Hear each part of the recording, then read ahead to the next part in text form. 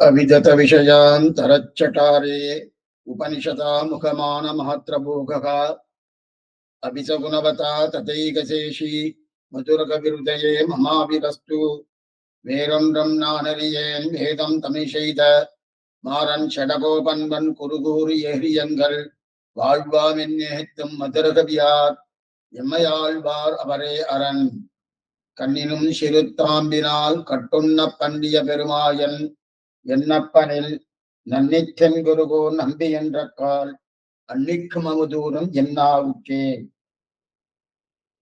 சுவாமி மதுரகவியாழ்வார் நம்மாழ்வாரையே தெய்வமாக கொண்டார்.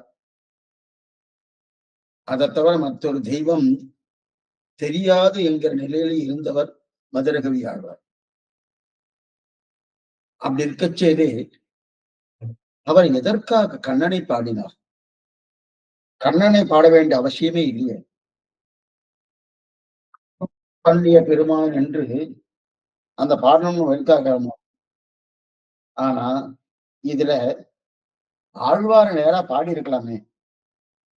பாடி இருந்தா அது இவருக்கு திருப்தியா இருக்கணும் அப்படின்னா ஆழ்வார நேரா பாடியிருந்தா மதுரகவி ஆழ்வாருக்கு திருப்தி. ஆனா நம்மாழ்வார்க்கு திருப்தி ஏற்படாது. நம்மாழ்வார்க்கு திருப்தி ஏற்படாது. ஏன்னா நம்மாழ்வார் தான் ஆசைப்பட்டது கண்ணனை. கிருஷ்ண கிருஷ்ணா தத்துவம் என்று நம்மாழ்வார்க்கே பேர். அப்படி இருக்கச்சே அந்த பகவானை பாடாமல் என்னை பாடினானே என்னுடைய சிஷ்யன் என்கிற வருத்தம் அவருக்கு இருந்துட்டே இருக்கும். அது மட்டும் இல்ல, பெருமானின குணங்களை பாடுறதுக்காட்டிலும் ஆழ்வாருடைய குணங்களை பாட வேண்டியதுதான் இவருக்கு ஆசை. ஆனா அதுலதான் அவருக்கு விருப்பமே இருக்கு. இருந்தாலும் என்ன செய்யலாம்? வேணுமென்றே இழுத்து எதா பேசணும்னு ரெண்டு பேர் இருக்காரு. ரெண்டு பேர்ல தெரிஞ்சவர் ஒருத்தர் இருந்திருக்கார், மூணாவது நபர். அந்த மூணாவது நபரால எனக்கு நிறைய காரியங்கள் ஆக வேண்டியிருக்கு. அந்த மூணாவது நபருக்கு ஏற்கனவே ரெண்டு பேர் இருக்கா இல்லையா? அதுல ஒருத்தர் அடி எனக்கு பிடிக்காது. அப்புறம் தான் அவரோட நல்லவர் கிடையாது, எனக்கு பிடிக்காது.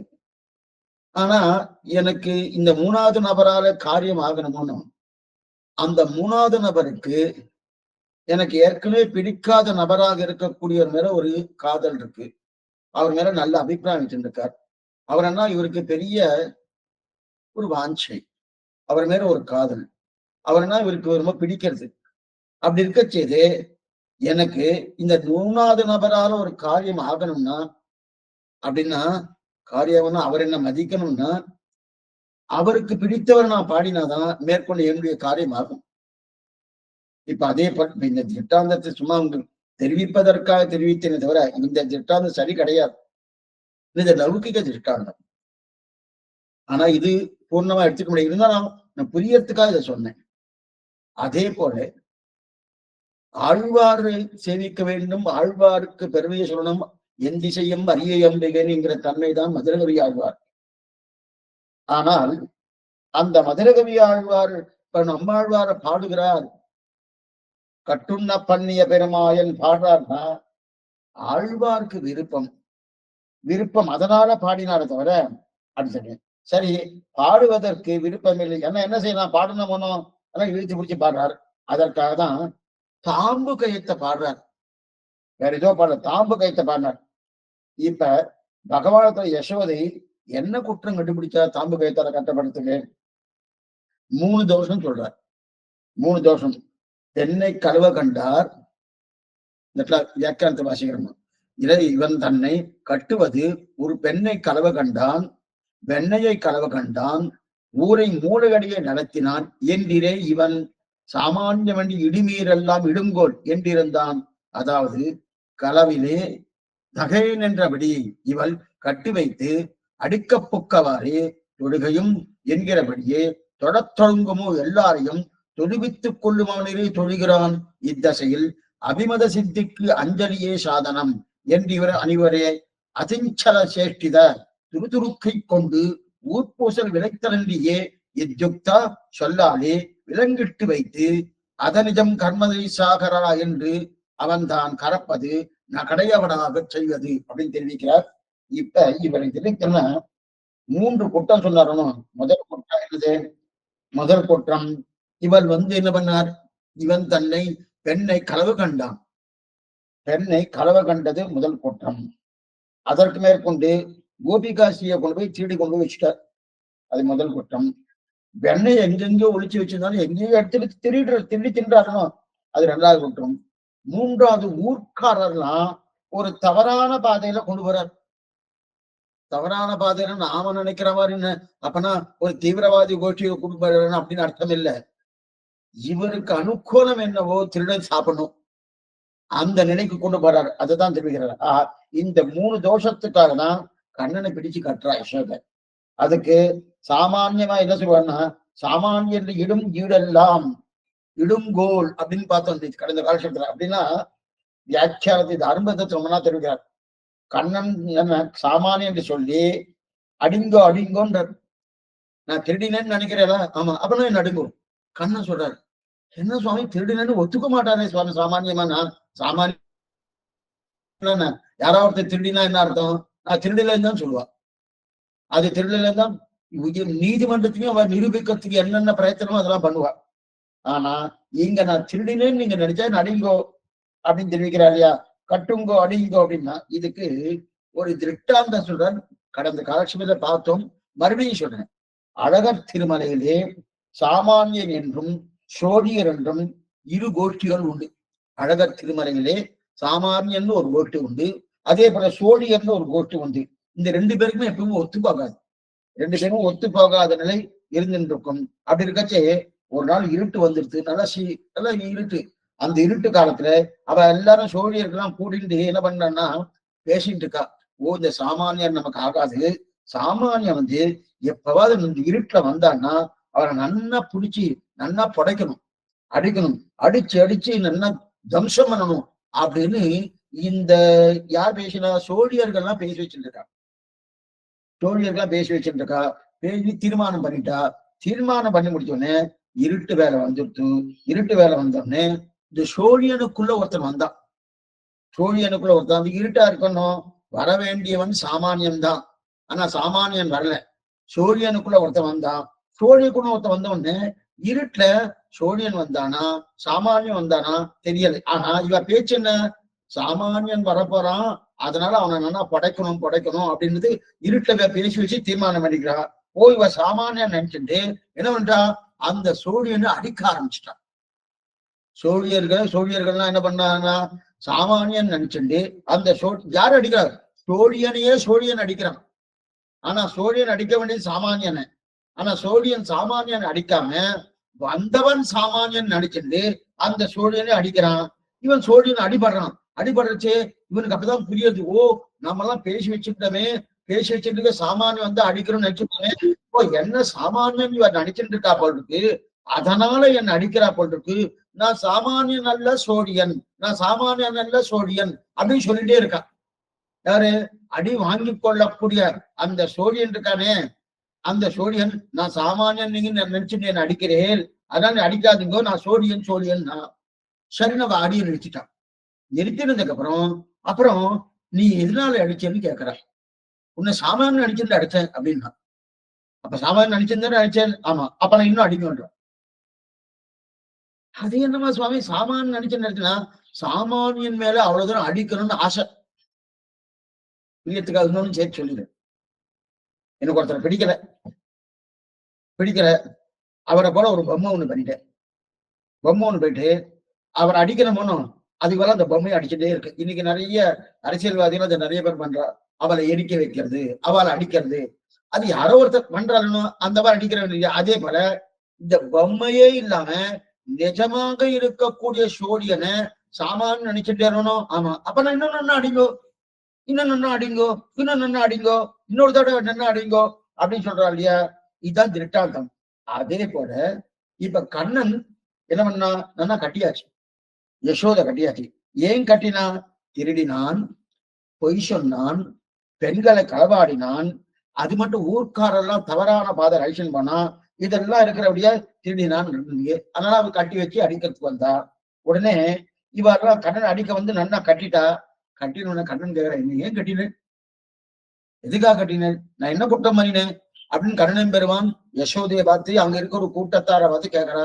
கேட்டோன்னே நீ திருடினே, அண்ணா திருடினியனோ, பொய் சொன்னையனோ, திருடினியனோ, திருடினபடியால அடிக்கிறேன். நான் திருடவே இல்லைன்னு சொல்லிட்டு இருக்கேனே, நீங்க ஏன் திருடினேன்னு சொல்லிட்டு இருக்கேன்.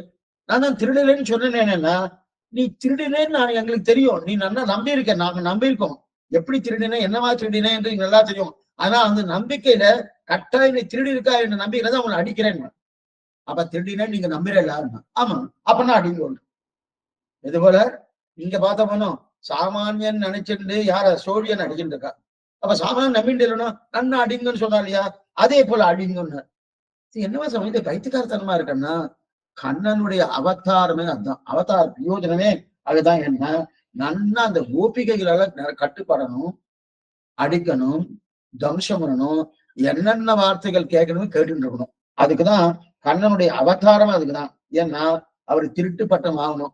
கண்ணன் திருடன், கண்ணன் பொய்யன், கண்ணன் கள்ளன், இந்த பட்டம் வாங்குறதுக்காக, அது மேல வெண்ணைய திருடன்றதுக்காக சூட்டுனன் மாலைகள் துயர வேந்தி விண்ணோர்கள் நன்னீராட்டியம் தூபம் தரா நிற்கவே அங்கு ஓர் மாயினால் ஈட்டியவென்னை தொடுகுண்ண போந்து இமலேற்று வன்போன் கோட்டிடையாடினை கூத்து அடலாயர்த்தம் கொம்பிருக்கேன் தெளிவேற்கிறையா. அப்ப இதெல்லாம் மன்றத்துக்காக தான் அந்த ஆசையோடு வந்தா இல்லையா. இப்ப யசோதே தாம்பு கைத்தா கட்டின பிறகு கொம்பு எடுத்துட்டு வரா, அடிக்கிறதுக்காக கொம்பு எடுத்துட்டு வரா. கொம்பு எடுத்துன்னு அடிக்க வரைச்சு ஓன்னு அழகு குழந்தை கண்ணன். இந்த கதையெல்லாம் சின்ன குழந்தை கேட்டா எப்படி தாயாட்டம் நடந்துக்கணும், எப்படி தகப்பனாட்டம் நடந்துக்கணும் நன்னா தெரிஞ்சுப்பா. ஏன்னா அடிக்க வர அழுணும், கை கொம்பு கை வச்சிருப்பார், கொம்பு கை பெரிய கொம்பு, அந்த கொம்பு எடுத்து அடிக்க வர. அடிக்கணும்னு அடிக்கல, அடிக்கிறதுக்கு முன்னாடி கண்ணன் அழ ஆரம்பிச்சிட்டான். அடிக்கிறதுக்கு முன்னாடி கண்ணன் அழ ஆரம்பிச்சிட்டான். சாமானியம் எதனால அழவா, குழந்தை அழறான்னா வலி தாங்க முடியாது, அடிச்சதுக்கு அப்புறம் வலி தாங்க முடியாது, அந்த வலி தாங்க முடியாத வழியால மேற்கொண்டு அழுவா குழந்தைகள். இப்ப அடிக்கவே இல்லை இன்னும் யசோதை. அடிக்கிறதுக்கு முன்னாடி இந்த குழந்தை கண்ணடை பெருமான் அழறது. உடனே யசோதை கேட்கிறார், நான் தான் அடிக்கவே இல்லை, ஏன் அழற, அடிச்சதுக்கு அப்புறம் அழுதா ஓ வலிக்கிறதுன்னு அழலாம். நான் தான் உன்னை அடிக்கவே இல்லையே, அடிக்கிறதுக்கு முன்னாடியே நீ அழுதுன்னு இருக்கேன்னா, அடிச்சதுக்கு அப்புறம் அழுது பிரயோஜனம், அடிக்கிறதுக்கு முன்னாடிதான் அழனா, அப்பதான் நீ அடிக்க மாட்ட. அதுக்கு அடிச்சதுக்கு அப்புறம் அடிச்சு என்ன பிரயோஜனம், ஒரு பிரயோஜனம் இல்லையே. அப்ப அடிக்கிறதுக்கு முன்னாடி நான் அன்னைக்கு அழுது நம்மனோ அதான் தெரிவிக்கிறாரு, அதை தெரிவிக்கிறாரு.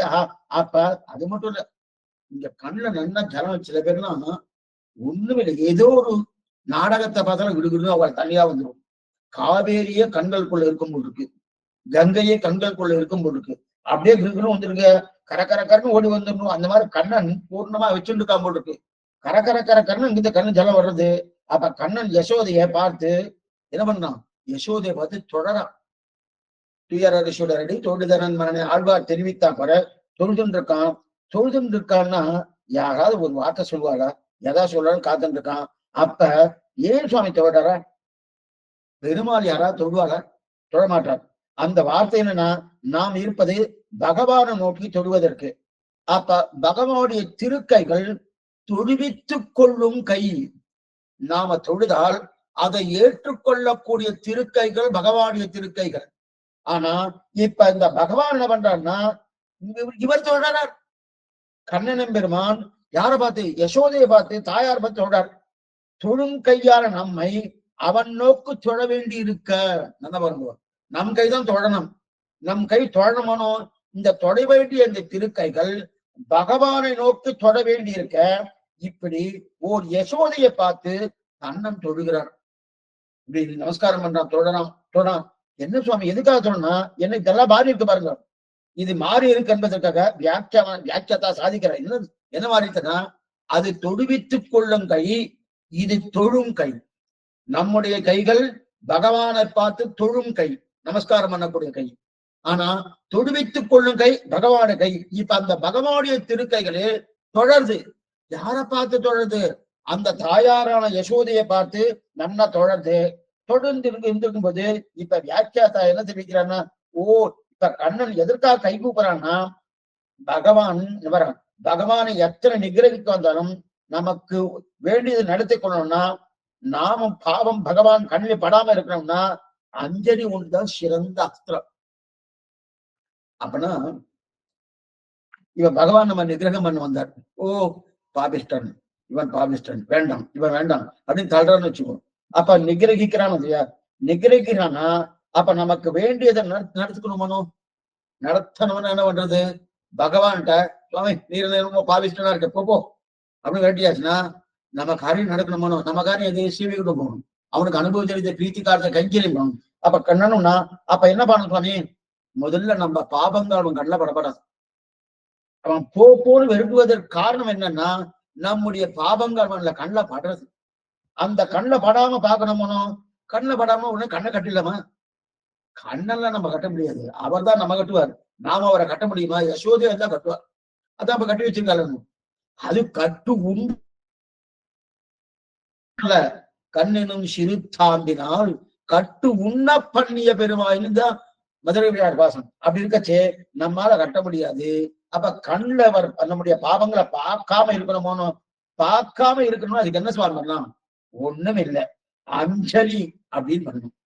அஞ்சலி பரமோமுத்ரகா வேதாந்த தேசையில் இதுக்குன்னு ஒரு கிரந்தமே பண்ணியிருக்க.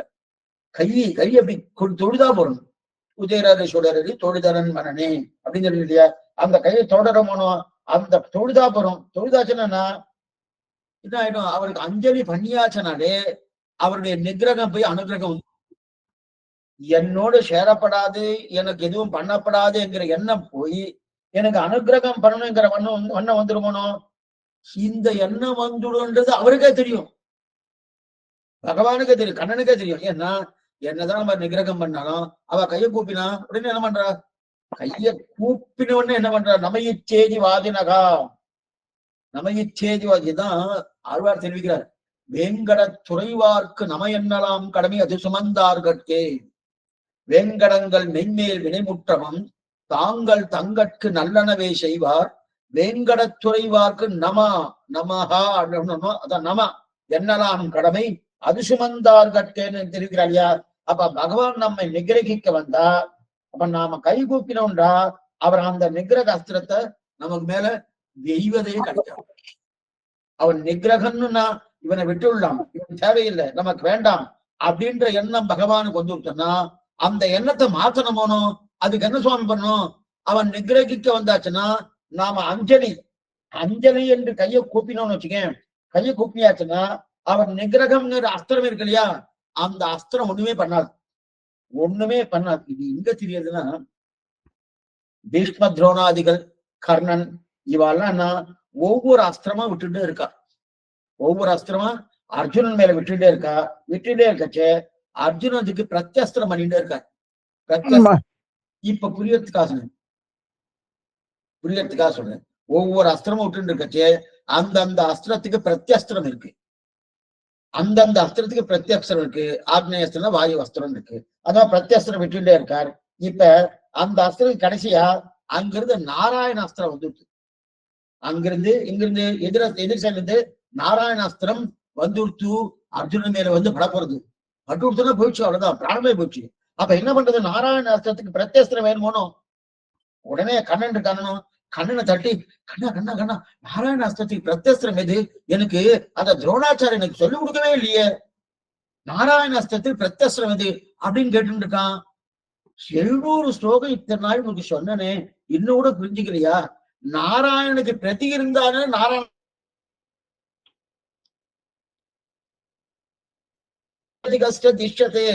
அந்த நாராயணுக்கு சமமானவன் கிடையாது, மேம்பட்டவாலும் கிடையாது. அப்படி இருக்கச்சே அவனுடைய அஸ்திரத்துக்கு பிரத்யஸ்திரம், அதுக்கு இன்னொரு அஸ்திரம் இருக்குமா? அந்த அஸ்திரத்தை தள்ளிவிடுறதுக்கு இன்னொரு அஸ்திரமே கிடைக்காத. அப்ப என்ன பண்றது? அவ்வளவுதானா? பிராணம் போக வேண்டியதுதானா? நான் போயிட்டேனா? இந்த வார்த்தை அர்ஜுனன் கண்ணன்ட்ட கேட்கிறான். உன்னை போக வைக்கிறதுக்கா நான் ஆத்ம சகான்னு சொன்னேன். உன்னை போக வைப்பனா போகிறதுக்கா இல்ல.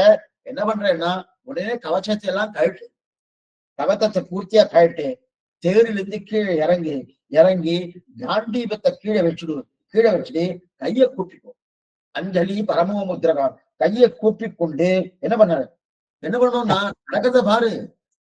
அர்ஜுனா நீ கையை கூப்பிட்டு அப்படியே நின்னா மேற்கொண்டு என்ன நடக்க போறது பாருன்னு சொல்ல அர்ஜுனன் கையை கூப்பினான். கூப்பின உடனே அந்த நாராயண அஸ்திரம் அங்கிருந்து வந்துட்டு வந்து ஒரு பிரதட்சணம் பண்ணி அதுக்கப்புறம் அது வலு விழந்து அங்கேயே கீழ் வந்துட்டு. நம்ம இப்படி ஒரே ஒரு நமகா அப்படின்னு சொன்னா போறோம். அந்த வார்த்தையை சொன்னாலே போறோம். சொன்னா கையை கூப்பிடணும். கையை கூப்பியாச்சுனாலே என்கிட்ட ஒண்ணும் இல்லை, உன்னை அடையறதுக்கு ஒண்ணும் இல்லை, நீ இல்லைன்னு சொன்னீங்கன்னா வேறு போக்கிடவில்லை. அப்ப என்னன்னா ஆகிஞ்சன்யம் அனன்யகதித்தம். அந்த கையை கூப்பிடமோனோ கையை கூப்பின உடனே அதை அப்படியே பிரதட்சணம் பண்ணி என்ன பண்ணிது அப்படியே கீழ் வந்துட்டு.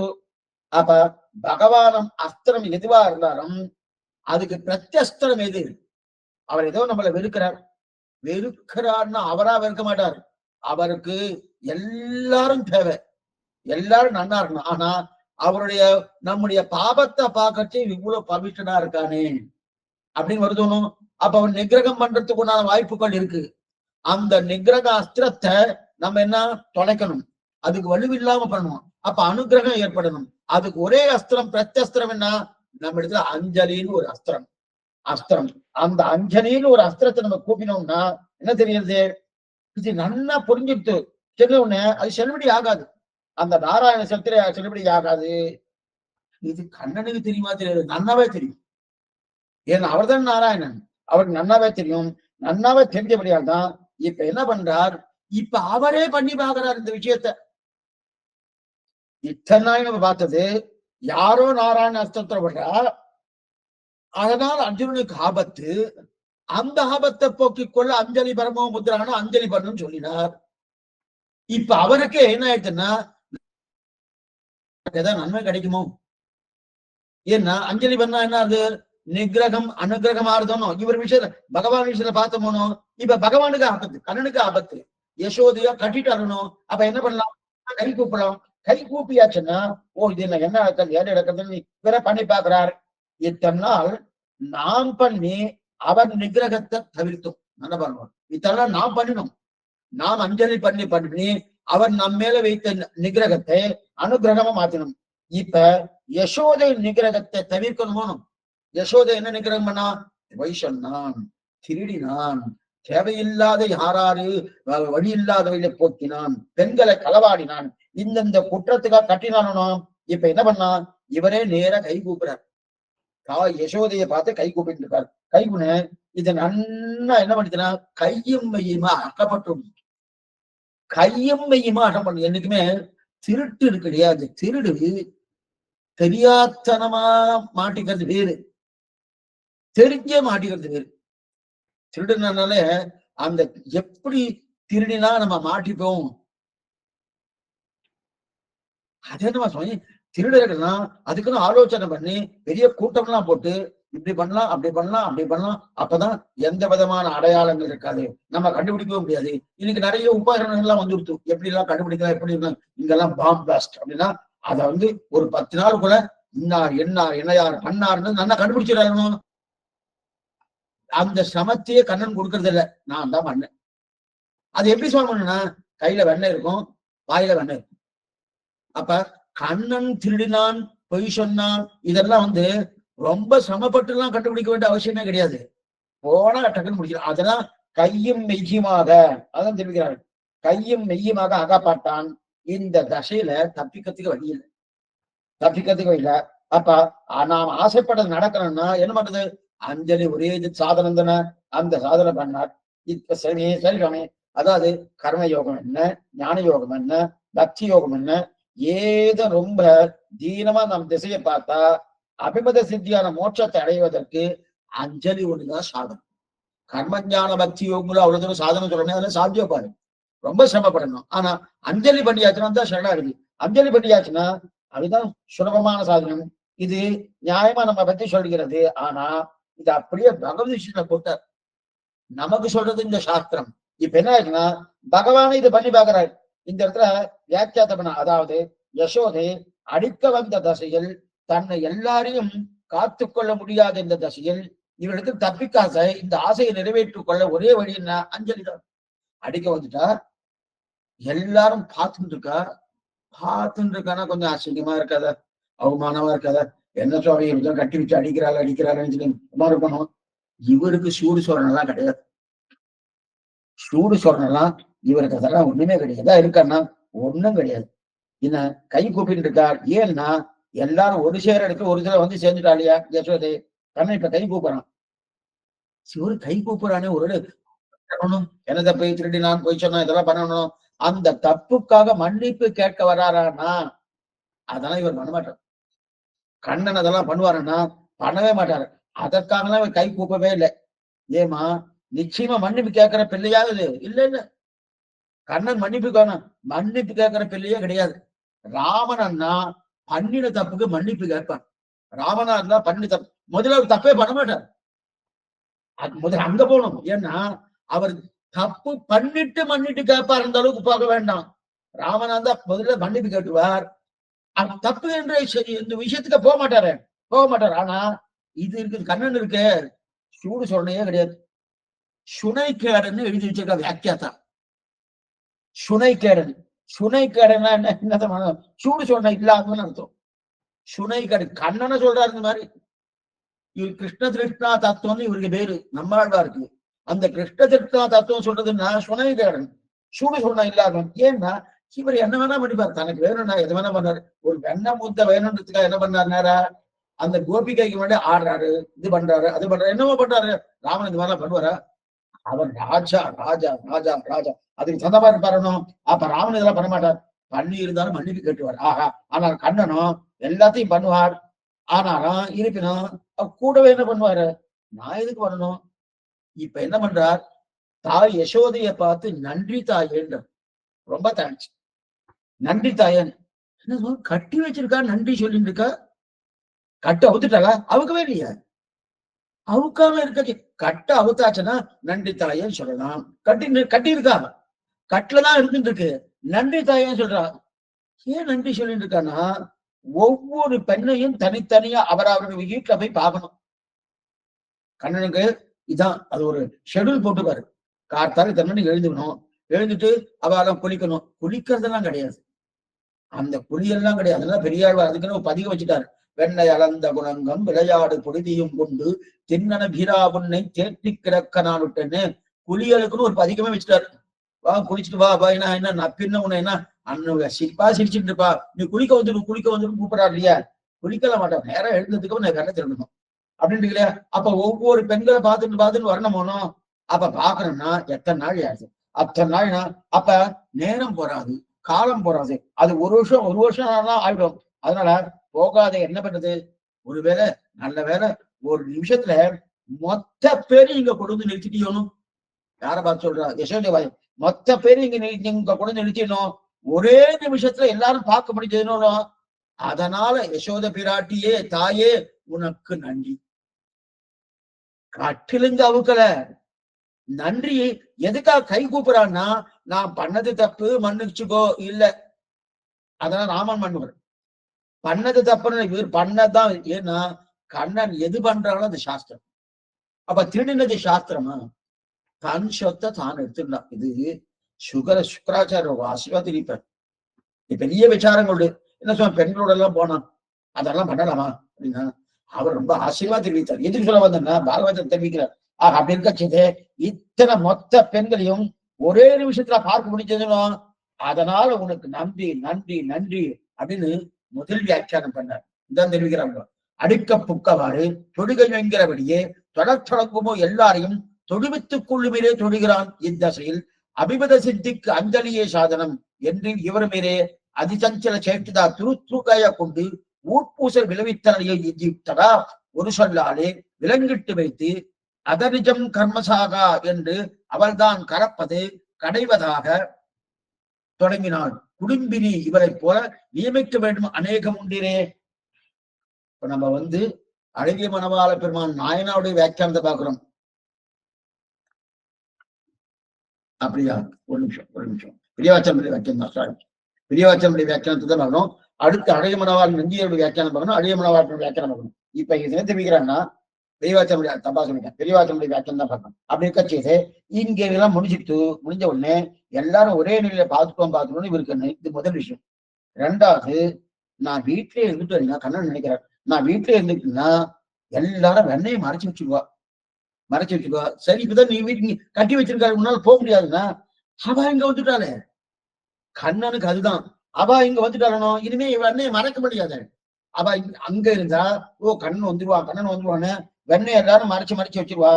இப்ப என்ன ஆயிடுத்து, ஏன் பாபா இங்க வந்தபடியாலே வெண்ணெய் மறைக்க முடியாது இல்லையா அப்படின்னு சொல்லுவாரு. என்ன சுவாமி இந்த மாதிரி கூட கண்ணன் யோசனை பண்ணுவானா? அதான் முதலே சொன்னது, சூடு சொன்ன கிடையாது, சுனைக்கேடன் அப்படின்னு எடுத்திருக்காரு. சுனைக்கேடன் அப்படிங்கிற. அதனாலதான் அடுத்து விஷ்ணு புராண ஸ்லோகம். அதிசஞ்சல சேஷ்டிதாக யசோதை கண்ணனை உரலோடு கட்டினாடியா, கட்டி வச்சுட்டு என்ன பண்ணான்னா பசுமாடு மேய்க்க போயிட்டா. பசுமாடு மேய்க்க போயிட்டா, கண்டுகளை பார்க்க போயிட்டா. காம்பு கழித்தா நல்லா உதரத்துல கட்டினான். கட்டி வச்சுட்டு அந்த விளையாட்டை செய்ய பார்த்து விட்டுட்டு கண்ணை பார்த்து பேசுறா. ஏ கண்ணா, உன்னால இந்த இடத்தை விட்டு ஓடி போக முடியுமா? சில குழந்தைகள்லாம் பண்ணுவா. நான் கட்டி வச்சுட்டு நான் ஓடி போயிட்டேன், என்ன பண்ணுவேன்? போக முடியுமா? போய் பாரு. தாயா சொல்றோம், அது முதல்ல சொன்னது யசோதான். உன்னால ஓடி போய் விட முடியுமா? ஓடி போடுமா? ஓடி போய் பார்க்கலாம். ஓடி போனா காலிலேயே போடுவேன், காலிலேயே போடுவேன் தெரிவிக்கிறா இல்லையா? அதனால ஓடினா காலில் போடுவேன்றா இல்லையா? இப்ப என்ன, நின்று விடாம எங்க பார்த்தாலும் வெண்ணெய் மறைச்சிடுவாளேன்னு பயம் இருக்கு. அவெல்லாம் இருக்காளே, வெண்ணெய் மறைச்சிடுவாளே அந்த பயம் இருக்கு. சரி, அந்த பயம் இருந்தாலும் என்ன பண்ணலாம்னா இப்ப ஓடவும் முடியாம நிற்கவும் முடியல. ஏன்னா ஏன் சுவாமி நிக்கலாமேன்னா நிக்கிறதுக்கு ஒரு ஆள் தாங்கலையே. ஏன்னா அங்க வெண்ணெய் மறைச்சு வச்சுட்டானா அந்த பெண்கள் எல்லாம் என்ன பண்றது? ஓடவும் முடியாம நிற்கவும் முடியாம தவிச்சுன்னு இருக்காரு, தவிக்கிறாருன்னு. அப்ப துரு துரு துரு துரு எல்லாத்தையும் பண்ணுவானா. அந்த ஊர் முழுவதும் ஒரே சண்டை. சண்டைன்னா கண்ணன் எப்பவுமே துரு துரு துரு, குழந்தைகள்லாம் திரு துரு துரு ஏதாவது பண்ணிடும். சட்டு சட்டு அப்படி நிமிஷத்துல திரும்பி பார்க்கறதுல ஏதோ ஒரு காரியம் பண்ணிடும் இல்லையா? அந்த மாதிரி உன்னால் முடிஞ்சா கட்ட அழுத்துட்டு பார் அப்படின்னு சொல்ல. இப்ப யசோதை சொன்ன சொல்லுக்கு கண்ணன் கட்டுப்பட்டு இருக்கான். அதான் கட்டுன்னா பண்ணிய பெருமான் கட்டுப்பட்டான். ஆனா அடிக்கல, எதுவும் பண்ணல. அடிக்கிறதுக்காக கொம்பு ஓங்கினான், அடிச்சான். அடிக்கிறதுக்கு முன்னாடி இந்த குழந்தை அழுத உடனே நான் அடிக்கவே இல்லையா, நீ அழறே என்ன அடித்ததுக்கு வர அழுது என்ன பிரயோஜனம் அப்படின்னு தெரிவிக்கிறா இல்லையா? இப்ப அதுவும் அவனுக்கும் இதுவும் பண்ணல. உன்னால் முடியும்னா ஓடிப்பான்னு சொன்னது பயமுறுத்துறா, ஒரே பயமுறுத்துறா. சில குழந்தைகள்லாம் என்ன பண்ணுவான்னா, தாயார் என்ன பண்ணுவான்னா வேகமா பேசிக்குவா. ஒரு அடி கூட போட்டுவா, இல்ல வேகமா பேசிடுவா. பேசி முடிச்சு ஒரு 10 நிமிஷம் 5 நிமிஷம் கழிச்சு, குழந்தையாச்சு, அது மாதிரி பண்ணிருக்கப்படாது, எதுக்காக பண்ணணும், சே இது மாதிரி பண்ணப்படாதுன்னு அப்ப கூட ஒரு கிட்டக்க போயிடுச்சுன்னா அது உடனே மனசு மாறிடும். என்னன்னா தூரமா உட்காந்துட்டு அப்படி ஒரு தீனமான ஒரு பார்வையோட அப்படியே அந்த குழந்தைய பார்த்துட்டே இருப்பா சில தாயாரெல்லாம். இப்ப அந்த மாதிரி யசோதை பாக்குறாலும் அந்த நிலைக்கே வரல. அத்தனை கோபம் யசோதைக்கு. ஏன்னா அத்தனை பேரும் புகார் பண்ணிட்டாங்க.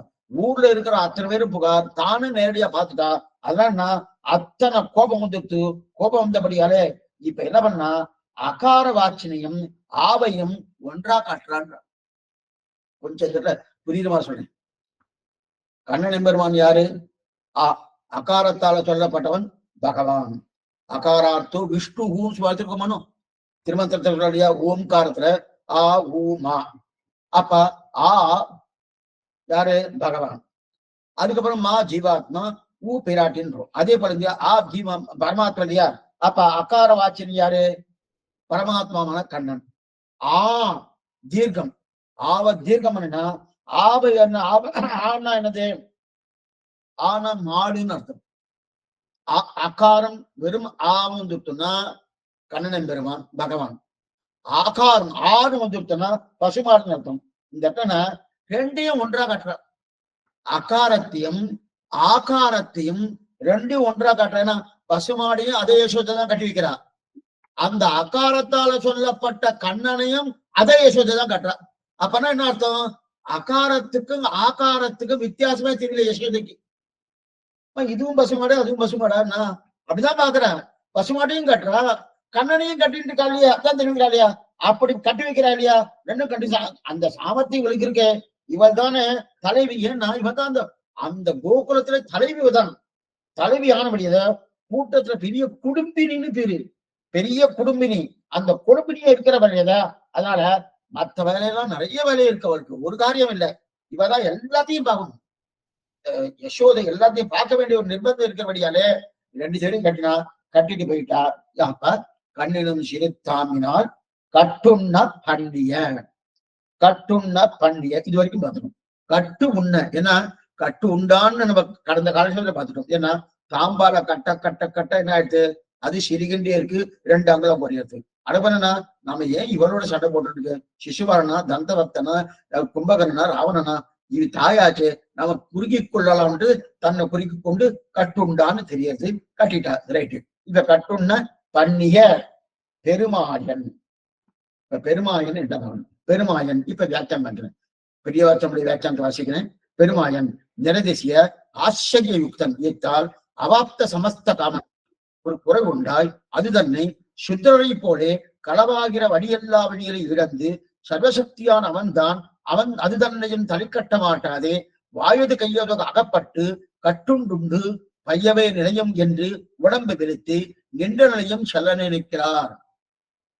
இந்த பெருமாயன் இருக்கு இல்லையா, மாயம்ன மாயம்ன மாயனை மண்ணு வடமதுர வைந்தனும் பாசனம் இருக்கணும். 5வது பாசனம் திருப்பாவில மாயம்னா ஆச்சரியமான சேட்டு தங்கள் படைத்தவன் அர்த்தம். அப்ப மாயன் ஆச்சரியமுடையவன், பெருமாயன்னா மாயம் ஆச்சரியமான சேட்டு தன் படிச்ச ஆச்சரியமுடையவன். பெருமாயன்னா நிரதிசிய அப்படின்னா இவ்வளவு என்று சொல்ல முடியாத அளவுக்கு ஆச்சரியம் அளித்தவன் பெருமாயன். மாயன்னா ஆச்சரியமான சேட்டிதங்கள் படைத்தவன், பெருமாயன்னா இவ்வளவு அவ்வளவு சொல்ல முடியாத அளவுக்கு என்னது ஆச்சரியம் உடையவன். அப்ப பெருமாள் மிகவும் சேட்டிதங்கள் படைத்தவர், சேத்தினம் உடையவர். இப்ப படிப்படியா சொல்ல போறாங்க, ஒவ்வொரு ஸ்டெப்பா படிப்படியா சொல்ல போறாங்க. இத பார்க்கும்போது இது மாயம், அதை பார்க்கும்போது அது இன்னும் மாயம், அதை பார்க்கும்போது அது இன்னும் மாயம், அதை பார்க்கும்போது அது இன்னும் மாயம். அப்ப அடுத்தடுத்து அடுத்தடுத்து ஒவ்வொன்று சொல்ல சொல்ல சொல்ல இதை காட்டிலும் அது மாயம், அதை காட்டிலும் அது மாயம், அதை காட்டிலும் அது மாயம் அப்படின்னு ஒவ்வொன்னே சொல்லிட்டு வர. அதான் இப்ப வாசிச்சேன். என்னன்னு சொல்ல போனா, பகவான் அவாப்த சமஸ்த காமம். அவாப்த சமஸ்த காமம்னா நிறைவேறாத ஆசையே ஒண்ணும் இல்லாதவர். இப்ப நமக்கெல்லாம் ஆசை எதா இருக்குன்னா, இருக்கே சுவாமி, இல்லையே சுவாமி, நாங்களாம் இருக்கிற இடம் போறோம், இருக்கிற வசதி போறோம், இருக்கிறத வச்சுன்னு வாழலாம், அப்படிதான் வாழ்ந்துட்டு இருக்கோம்னா அப்படிலாம் ஒண்ணும் இல்லை. அப்படின்னா என்னன்னா, என் குழந்தைக்கு கல்யாணம் பண்ணணும், பேத்திக்கு கல்யாணம் பண்ணணும், பேரனுக்கு கல்யாணம் பண்ணணும், இவன் நன்னா படிக்கணும், இவன் நன்னா சம்பாதிக்கணும், அவனுக்கு ஒரு குறையும் வரக்கூடாது, இதெல்லாம் இருக்கா இல்லையா? அதெல்லாம் இருக்கு சுவாமி, அதெல்லாம் ஆசையா இல்லையா? அந்த ஆசை இருக்க. பகவானுக்கு அந்த மாதிரி ஆசை தான் இருக்குன்னா அபாப்த சமஸ்த காமன், எல்லா ஆசைகளும் நிறைவேறினவன், எல்லா ஆசையிலும் பூர்ணமா, எல்லா ஆசையிலும் ஒரு ஆசையும் இல்லாதவன். அப்படி இருக்கே, இப்படிப்பட்டவருக்கு ஏதாவது குறை இருக்கா? அவர் குறை இருக்காதும், குறை இருக்கும். என்ன சுவாமி குறை இருக்கணும்னா, தனக்கே அந்த குறை போக்கிக் கொள்ள தெரியாதான். நினைப்பாருங்கோ, பகவானுக்கு எல்லா ஆசைகளும் நிறைவேற்றப்பட்டவன் பகவான். அப்ப உற்சவம் பண்ணிக்கிறாள் சுவாமின்னா, நமக்காக பண்ணிக்கிறார். நச்சே ரூபம் நச்சே ஆச்சாரம் பக்தானாம் தாம் பிரகாசன்னு இந்த உற்சவாதிகளாட்டம் கல்யாண உற்சவங்கள் எது பண்ணாலும் நமக்காக பண்ணிக்கிறாரு தவிர அவருக்காக கிடையாது. பக்தானாம் தாம் பிரகாச அப்படின்னு செய்து அவருக்கு எந்த ஆசையெல்லாம் நிறைவேறிட்டு, இதுவே இது தேவை என்கிற நிலையே கிடையாது. அப்படி இருக்கிறது அவருக்கு ஒரு ஆசை இருக்கான். என்ன சுவாமி குறை, என்ன குறை இருக்கட்டும்னா, தனக்கு அந்த குறை இருக்கணும். சரி, அந்த சர்வஜன அந்த குறையை அவரே போக்கிக் கொள்ளலாம்னா அது போக்கிக்க தெரியாதான். ஏன் சுவாமி தானே சம்பாதிக்கலாமோ அந்த குறைக்கு எது தேவையோ அதுவும் தெரியாதான். ஏன்னா பணம் காசு இல்லாத திருடன் ஒரு வீட்டில் ரொம்ப நாளா பிரயத்தனம் பண்ணி திருடிண்டு போறா போல பண்ணினான் அல்லவா? சிவத்தில் இருக்கிறார். ஒருத்தர் பணம் காசு எதுவுமே இல்லை, கண்ணக்கோல் வச்சு பிடிப்பாருன்னு சொல்லுவார். அப்படின்னா அப்படியே நோட்டை பண்ணிட்டே இருக்கணும். டெய்லி நிச்சயம் அந்த வீட்டு வாசல வந்து நின்று எங்க போகலாம், எப்படி போகலாம், எப்படி உள்ள போகலாம், என்னமா பண்ணலாம் அப்படின்னு ஒரு நோட்டம் பண்றப்பனா அது அன்னைக்கு தூர்தர்ஷன்ல காமிக்கிறார், நியூஸ்ல எல்லாம். அப்படி இருக்கச்சே அந்த மாதிரி பார்த்து 4ஆம் நாள் போய் திருடுறானு அந்த மாதிரி ஒரு நோட்டம் பண்ணி அதை திருடி கொண்டு வந்து அந்த திருடிட்டு போய் சாப்பிடறாங்க. அந்த மாதிரி பண்ணியிருக்காரு. இது முதல் நிலை. அப்ப அவாப்த சமஸ்தனாக இருந்தாலும் ஏதோ குறை இருக்கிறா போல நினைச்சுட்டு அந்த குறையும் தன்னாலே சரி பண்ணிக்கொள்ள முடியாமல் திருடி அந்த குறையை சரி பண்ணக்கூடிய ஒரு நிலைக்கு வந்துட்டாரோ, இதுதான் மாயம். இதுதான் மாயம். இது முதல் மாயம். 2வது ஆசை. இது முதல் ஆசை. அவாப்த சமஸ்த காமனுக்கு குறை இருப்பது. 2வது திருடியது. என்ன திருடினா, இது கூட ஒத்துக்கலாம் சுவாமி, இதை பார்த்தா என்கிறாங்க, இந்த மாதிரி சொல்லிட்டே போறோம். ஏன்னா பரவாயில்ல சுவாமி, அவருக்கு ஏதோ குறை இருக்கு, வெண்ணெய் சாப்பிடணும் குறை இருக்கு, அது பெரிய தப்பா அப்படின்னா அதுவாது ஒத்துக்கலாம். அதை திருடிதான் சாப்பிடணும். தம் வீட்லயே இருக்க சுவாமி, யசோதை கொடுத்துட்டு நம்ம பார்க்க முன்னாடியே அப்படி இருக்குது, அது திருடிதான் சாப்பிடணும் தேவையில்லையே அப்படின்னா அப்பனா என்னன்னா அதை விட இது மாயம். எது முதல்ல குறை இருந்ததுன்றது மாயம். அந்த மாயத்தை காட்டிலும் திருடிதான் சாப்பிடணும்னு வந்துட்டு பாருங்க, அது மாயம். இது ரெண்டாவது மாயம். அப்படின்னா ரெண்டாவது திருடித மாயம். மேலே மேலே போக போக அது பெருமாயம்னு ஆக போறது பாருங்க. முதல்ல மாயம் எதுன்னா அவாப்த சமஸ்த காமனா இருந்தது. அது ஒரு குறை இல்லாதவனுக்கு குறை. இது மாயனுக்கும் நெடுமாயனுக்கும் இருக்கிற மேலும் அதை களவாடி கொண்டான் இல்லையா, அப்ப மாயனுக்கு பெருமாயன். முதல்ல ஆசை இருந்தது மாயனுக்கு பெருமாயன், அதை திருடி சாப்பிட்டது மாயனுக்கு பெருமாயன். சரி திருடினானே இவனுக்கு எல்லா சக்தி உண்டு இருக்கு இல்லையா, திருடினவனுக்கு சக்தி இருக்கா இல்லையா, இருக்கு. திருட போறவனா அவன் முதல்ல திருடும் போது மாட்டிக்கொள்ளாம இருப்பதற்கு என்னென்ன யுக்திகள் உண்டோ அதெல்லாம் சரிப்படுத்திருந்தா திருடுக போவான். இப்ப இவருக்கு எல்லா சக்தியும் இருக்கா இல்லையா, ஒழுங்கா திருடி இருக்கலாமா கிடையாது. சொன்னேன் நான் திருடினேன், நான் தான் திருடினேன், அதெல்லாம் கிடையாது. ஏதாவது அடையாளம் பாருங்க, கைரேகைலாம் எடுக்கிறா பாருங்க, எல்லாம் கைரேகை எடுக்கணும். அதுக்குன்னு தனித்தனியா இருக்கா அதிகாரிகள் இருக்கா, அந்த அதிகாரிகள் எடுக்கிறா பாருங்க. அந்த கைரேகை கூட அழிஞ்சிட்டு போயிடலாம் சில பேர் இருக்கா. கைரேகை சுவாமி கைரேகை கூட இல்ல சுவாமி, அவனுக்கு அந்த சாமர்த்தியம் இருக்குன்னா இந்த திருடுற இந்த கண்ண பெருமானுக்கு சாமர்த்தியம் இருக்குமா இல்லையா, அது என்ன அந்த மாதிரி ஒழுங்கா கூட திருட தெரியல. களவாடும் வேலையாவது ஒழுங்கா பண்ணலாம், அதுவும் பண்ணல. ஜெகத் சிருஷ்டி ஒரு மனு தான் பண்றாரு. இந்த ஜெகத்தை சிருஷ்டிக்கணும்னு ரொம்ப நன்னா பண்றாரு. ஆனா ஏனோ திருட போறது மட்டும் சரியா பண்ணவே தெரியல. அது என்னவா சொன்னா இவருடைய அவதாரமே அவளால மொத்தணும், அவ அடிக்கணும், நானும் அடிக்கணும், அண்ணா திருடணும், அண்ணா வெண்ணெய் சாப்பிடணும், இதான். அதனால இதுதான் பெருமாயன். கண்ணினும் சிறுத்தாமினால் கட்டுண்ண பண்ணிய பெருமாயன் என்ன திருடினது, திருடுவதற்கு முன்னாடி ஏதோ அதன் மேல ஆசை வச்சது, அவாப்த சமஸ்த காமனா இருந்தாலும் ஆசை வைத்துக் கொண்டது. அந்த ஆசை வைத்துக் கொண்டாலும் தன் வீட்டுல எடுத்து சாப்பிடாம பிரத்தியார் வீட்டுல போயிட்டு திருடி சாப்பிடுறது. திருடி சாப்பிட்டது மட்டும் இல்ல, அவள்கிட்ட மாட்டிக்காம வரலாமோனோ அதை மாட்டிட்டு அவள்கிட்ட மொத்திட்டு வராரோனோ. இதெல்லாம் என்ன சுவாமி, இதுதான் பெருமாள், இதுதான் பெருமாள். ஆகா களவாடி தலை கட்டாமல் வாயது கையில் அகப்பட்டு கட்டுண்டு அடிவுண்டு கிடக்கிறான்யா. வாயது கையன்னா வெண்ணெயில எடுத்து நல்ல பாருங்க, முதல் வெண்ணெய் எடுத்துருவான் கையில எடுத்த உடனே அவன் என்ன சொல்றான்னா, வெண்ணெய் எடுத்திருக்கே என்னன்னா எடுத்தனா எடுத்து வெண்ணெய் எப்படி என்னப்பா நல்லா இருக்குன்னு பார்த்துட்டு இருக்கேன், நான் சாப்பிட்டேனா அப்படின்னு சொல்லுவானா. அப்ப சாப்பிட்டேன்னு என்னன்னா, ஆமா சாப்பிட்டிருக்கே அப்படின்னா வாயில இருக்கணுமானோ, வாயில ஒண்ணும் போடல. அப்ப வெண்ணெயை எடுத்துட்டு வாயில போடுறதுக்கு முன்னாடி பிடிச்சாச்சுன்னா தன்னுடைய சாமர்த்தியத்தால நான் வெண்ணெய் நல்ல வெண்ணையா தீய வெண்ணையா இது எப்படிப்பட்ட வெண்ணெய் அப்படின்னு பாக்குறதுக்கு வெண்ணெய் எடுத்தேன்னு சொல்லுவான். இப்ப வாயில போட்டாச்சுன்னு வச்சுக்கேன், அப்ப என்ன சொல்லணும், ஓ வாயில இருக்கு பாரு வெண்ணெய் சாப்பிட்டிருக்கேன்னு சொல்லலாமோ. அதனால இவெல்லாம் வெண்ணெய் எடுத்து வாயில போட்டுட்டு அடுத்து மறுபடியும் 2வது தடவை வெண்ணெய் எடுக்கணும்னு கையை விட்டு அந்த கையை விட்டு வெண்ணெய் எடுக்கிற அளவுக்கு காத்துன்றது. அதுக்கப்புறம் என்ன பண்ணுவா, கையின் கலவமா பிடிக்கிறா சொல்ற பாருங்க, அந்த கையின் கலவ வாயது கையதுன்னு எழுதியிருக்காரு பெரியவாச்சன். வாயது கையதுன்னா வெண்ணெயை கையில எடுக்கும் போதே அகப்படி கொண்டானையா, வெண்ணெயை எடுத்து அந்த சுவடு கையில இருக்கு, அந்த சுவடு இல்லைன்னா யாரோ வாயில போட்டுக்கு நான் போடலையே அப்படின்னு சொல்றாங்க.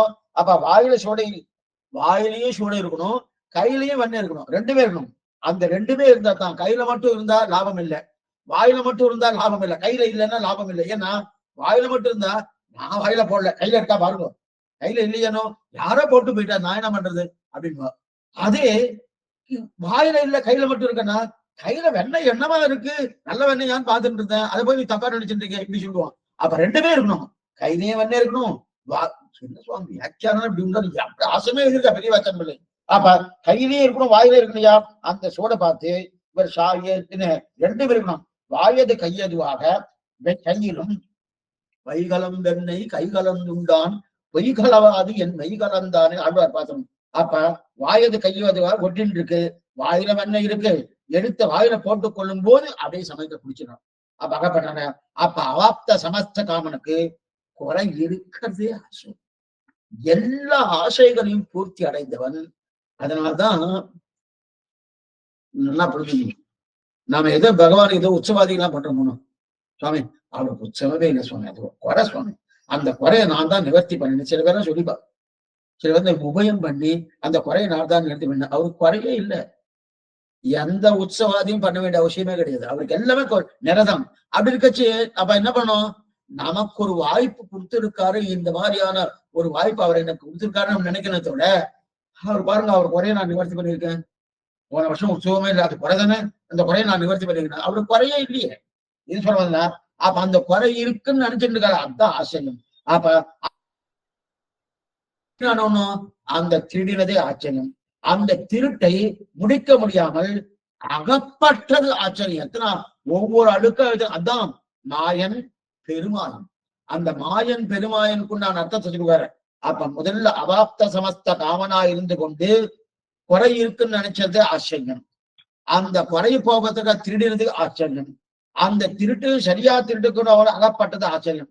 அகப்பட்டது எப்படி அகப்பட்டான், வாயுத கைய உதவாக அகப்பட்டது. அதையும் எடுத்துக்கிறார் பெரியவாச்சன் பிள்ளை. வாயுத கைய உதவாக அகப்பட்டது ஆச்சரியம். இதற்கு மேல கட்டுண்டானும் கட்டுண்டானும் கட்டுண்டு அடி உண்டான். இப்ப பொய் சொல்லியே வெளியே வரணும் அப்படின்னு இதெல்லாம் என்னன்னா தெரியலையே. இது ஆச்சரியம். இந்த மாதிரி பண்ணியிருக்காருன்னா திருப்புல்லானி எம்பெருமான், புல்லானி எம்பெருமான் பொய் கேட்டு இருந்தேனேன் திருமங்கழ்வார் பாசனம். அவர் பொய் சொல்றதுக்காக ஒரு வண்டை, ஏன்னா இவர் என்ன பரகால நாயகி, பராங்குஷ நாயகி நம்மாழ்வார், பரகால நாயகி திருமங்கி ஆழ்வார். இவர் என்ன பண்ணார், இந்த பரகால நாயகனும் புல்லானி எம்பெருமான் 2 பேரும் கலந்தா. ஆனா அவங்க கூட யாராவது சாட்சி இருக்கணுமானோ, அந்த சாட்சி தான் வண்டு இருந்தது. பெருமாள் புஷ்பம் சாத்திட்டு இருந்தார், அந்த புஷ்பத்துல வண்டு இருந்தது. அந்த புஷ்பத்துல வண்டு இருக்கச்சே, ஓ இந்த மாதிரி வண்டு பார்த்துட்டு இருக்கா, ஓ பரகாலனாகி பெருமாளோட கலக்கிறார், பெருமாளோட ஆச்சரியமா அந்த கைங்கரியம் பண்ணிட்டு இருக்கான்னு பார்த்துட்டு பெருமாள் கிளம்பி போயிட்டார். ஒரு உடனே அடுத்த நாள் வந்தோடனே நீ யாரும் தெரியாதுன்னு பெருமாள் சொன்னார். சொன்ன உடனே பரகாலனாகி சொல்றாரு, கூட எனக்கு சாட்சி இருக்கு, வண்டு இருக்குன்னு. வண்டு சொல்றமே, வண்டி சொன்னா ஒத்துக்கிறாங்க. அந்த வண்டு என்ன பண்ணிச்சுன்னா, எனக்கு இவரை தெரியவே தெரியாத வேலை சொல்லிட்டு. முதல்ல அன்னைக்கு பெருமாள் எங்க தெரியுமா இருந்தாரு, க்ஷீராப்திநாதனா அங்க க்ஷீராப்தியில இருந்தாரு. இப்ப பொய் சொல்லிட்டு பாருங்க, புல்லானி எம்பெருமான் பொய் சொன்னது மாத்திரம் வண்டையும் சேர்த்து பொய் சொல்லியிருக்காருன்னா எதுக்கு சொல்ல வந்தோம்னா, அதே போல இங்க என்ன பொய்ய சொன்னா பொருந்த சொல்லணும்னு சொல்லுவார். இதெல்லாம் கண்ணன்ட்டு தெரிஞ்சுக்கணும். அவரு பொருந்த சொல்லவே தெரியாது, பொருந்த சொல்லணும்னு சொல்றா இல்லையா. அப்ப பொருந்தும் திருட்டு பண்ண தெரியாது. ஆனா இந்த திருட்டாலேயே உலகத்தை எல்லாம் தன் வசப்படுத்தி கொண்டான். கண்ணன் திருடன் அப்படின்னு நான் சேவிக்கிறோம். கண்ணன் திருடன்னு சொன்னோன்னு என்ன நான் சேவிக்கிறோம்னா, அந்த திருட்டாலே தன் உலகத்தை வசப்படுத்திக்கிறான்னா, அதைத்தான் பெய்யும் பூங்குழல் பெய்மொழிகின்ற பிள்ளை தேற்றமும் பேர்ந்தோர் சாடிர செய்ய பாதம் என்றால் செய்யனின் திருச்சேவகமும் தெரிவிக்கிறார். இப்ப வியாக்கியாந்த வாசிகள் பெருமாயன் நிரதிசிய ஆச்சரியத்தால் ஈர்த்தால் அவாப்த சமஸ்த காமனுக்கு ஒரு குரல் உண்டாய். இதெல்லாம்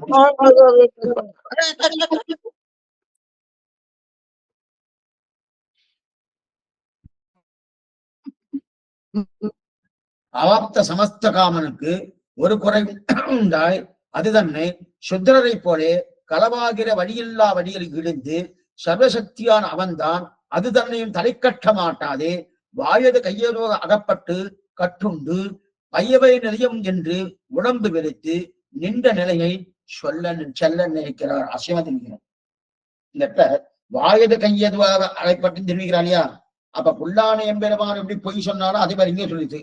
இந்த பையவே நிலையம் வந்து இந்த பாசனம் பெய்யும் பூங்குழல் பெய்முறையுண்ட பிள்ளை கேட்டமும் பேர்ந்தோர் சாடிரச் செய்ய பாதம் என்றால் செய்த நின் சிறுச்சேவகமும் நெய்யுன் வார்த்தை அன்னை கோள்கள்ல நீ உன் தாமரை கண்கள் நீர்மல்க பையவே நிலையம் வந்து என் நெஞ்சை உருக்குங்களேன்னு தெரிவிக்கிறார். பிறந்த வாரம் மறந்த வாரம் அதிகம். அதுல கைகள் எல்லாம் மறுத்து போயிருக்கான், கால் தள்ளாடி நின்றுருக்கு. ஏன்னா கட்டுண்ட நிலை யசோதை கட்டிட்டா, கட்டின உடனே அந்த கட்டின நிலை அப்படியே இருக்கணும்.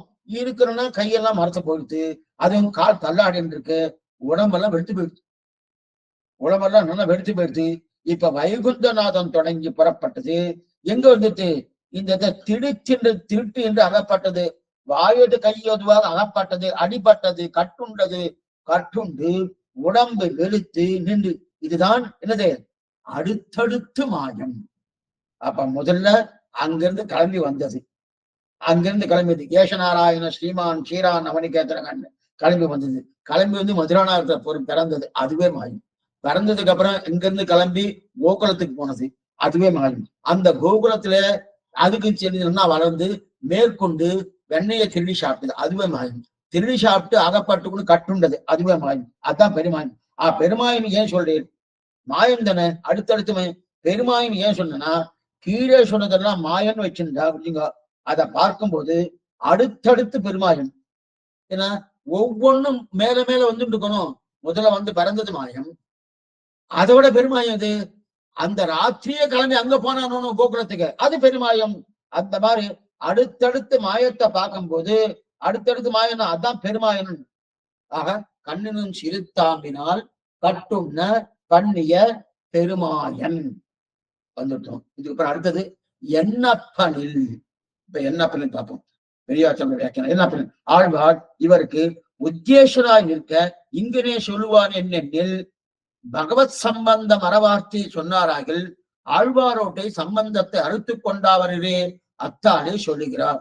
அதவா பும்சாம் திருஷ்டி சித்தாபகாரணம் என்கிறபடியே அவருக்கு போவாரையும் துவக்க வல்ல விஷயமாகியாலே துவக்குண்டு சொல்லுகிறார் என்னவுமாம்.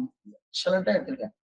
என்னப்பனில் இவருக்கு ஆழ்வார் தானே உத்தேசம். மதுரகவியாள் யார் உத்தேசம்? ஆழ்வார் தானே உத்தேசம். அப்படி இருக்கச்சே அப்ப அவர் அப்பன் என்று பாடிருக்கணும். ஏன் என்னப்பன் பாடின? அப்பன்னு பாடிருக்கட்டும். ஆழ்வார் தான் உத்தேசம். மதுரகவி ஆழ்வாருக்கு நம்மாழ்வார் தான் உத்தேசம். வேறொன்றும் நானறியன் வேதம் தபித்தது மாறன்.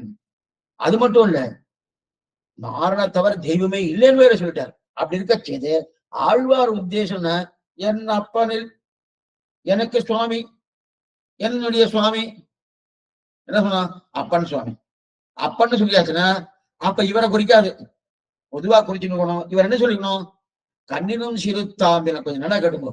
கண்ணினும் சிறுத்தாம்பினால் கட்டுண்ண பண்ணிய பெருமாயன் அப்பன் நன்னிச்சன் குருகோ நம்பி என்ற கால் அன்னிக்கும் அமுதூரம் என்னாவுக்கே.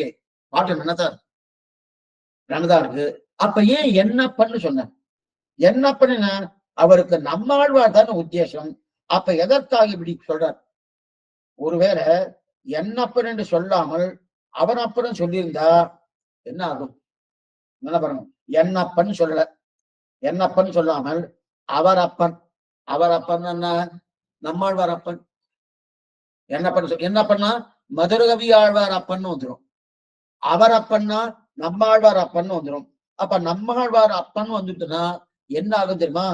பெருமாளுடைய சம்பந்தத்தை அறுக்கிறார்னு அர்த்தம். என்ன பண்ணிக்கோ, பெருமாளுடைய சம்பந்தத்தை அறுக்கிறார்னு அர்த்தம். அது என்ன சுவாமி என்னப்பன்னு சொன்னா? ஆமா அப்படிதான் வரும். எங்க சுவாமி, எங்க சுவாமி சொன்னா சம்பந்தம் இருக்கணும். அவரா? அவர் சுவாமி சுவாமி, அவர்களுடைய சுவாமி அப்படின்னா அப்ப எனக்கு அதுக்கு சம்பந்தம் இல்லைன்னு அர்த்தம்.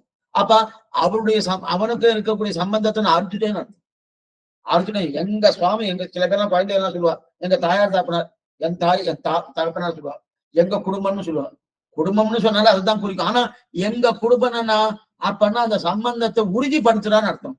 அதே போல இங்க என்ன பண்ணிக்கணும்? அப்பன்னு சொல்லிக்கணும். அப்பன்னு சொல்ல முடியல சுவாமி, அவர் அப்பன், நம்மாழ்வார் அப்பன். ஏன்னா நம்மாழ்வாருக்கு தான் அவர் சுவாமி. அப்ப அவர் அப்பன்னு சொல்லியிருந்தா நன்னாத்தன இருக்கும். எதுக்காக என்னப்பன்னு சொல்லணும்? என்னப்பனா மதுரகவி அப்பன்னு வந்துடுறது. அப்ப மதுரகவி அப்பன்னு வந்தோம்னா அப்ப இவருடைய உத்தேசம் எது? நம்மாழ்வார். அப்ப உத்தேசம் நம்மாழ்வார் இருக்கச்சது பெருமாளை பாடுறாரா சுவாமி? இது ஒரு தப்பான்னா மதுரகவி ஆழ்வார் பொறுத்த வரைக்கும் தப்பு, நம்மளை பொறுத்தவரைக்கும் தப்பு கிடையாது. மதுரகவி ஆழ்வார் உத்தேசம் எது? வேறொன்றும் நானறியன் வேதம் தவிஷித மாறன் அப்படின்னு இருக்கு இல்லையா? அப்படி இருக்கச்சே அவர் என்னமா என்னப்பன்னு சொல்லலாம் அப்படின்னு கேள்வி கேட்டுன்னு ஆச்சரியமான சமாதானம் சொல்றாரு பாருங்க. ஒண்ணுமே இல்லை, இவருக்கு உத்தேசம் அதுவா இருந்தாலும் அவர் அப்பன்னு சொல்லியிருந்தா பெருமாளுடைய சம்பந்தத்தை அறுக்கிறார்னு அர்த்தம் வந்துடும். அப்ப மதுரகவி ஆழ்வாருக்கும் பெருமாளுக்கும் சம்பந்தம் இல்லைன்னு வந்துடும்.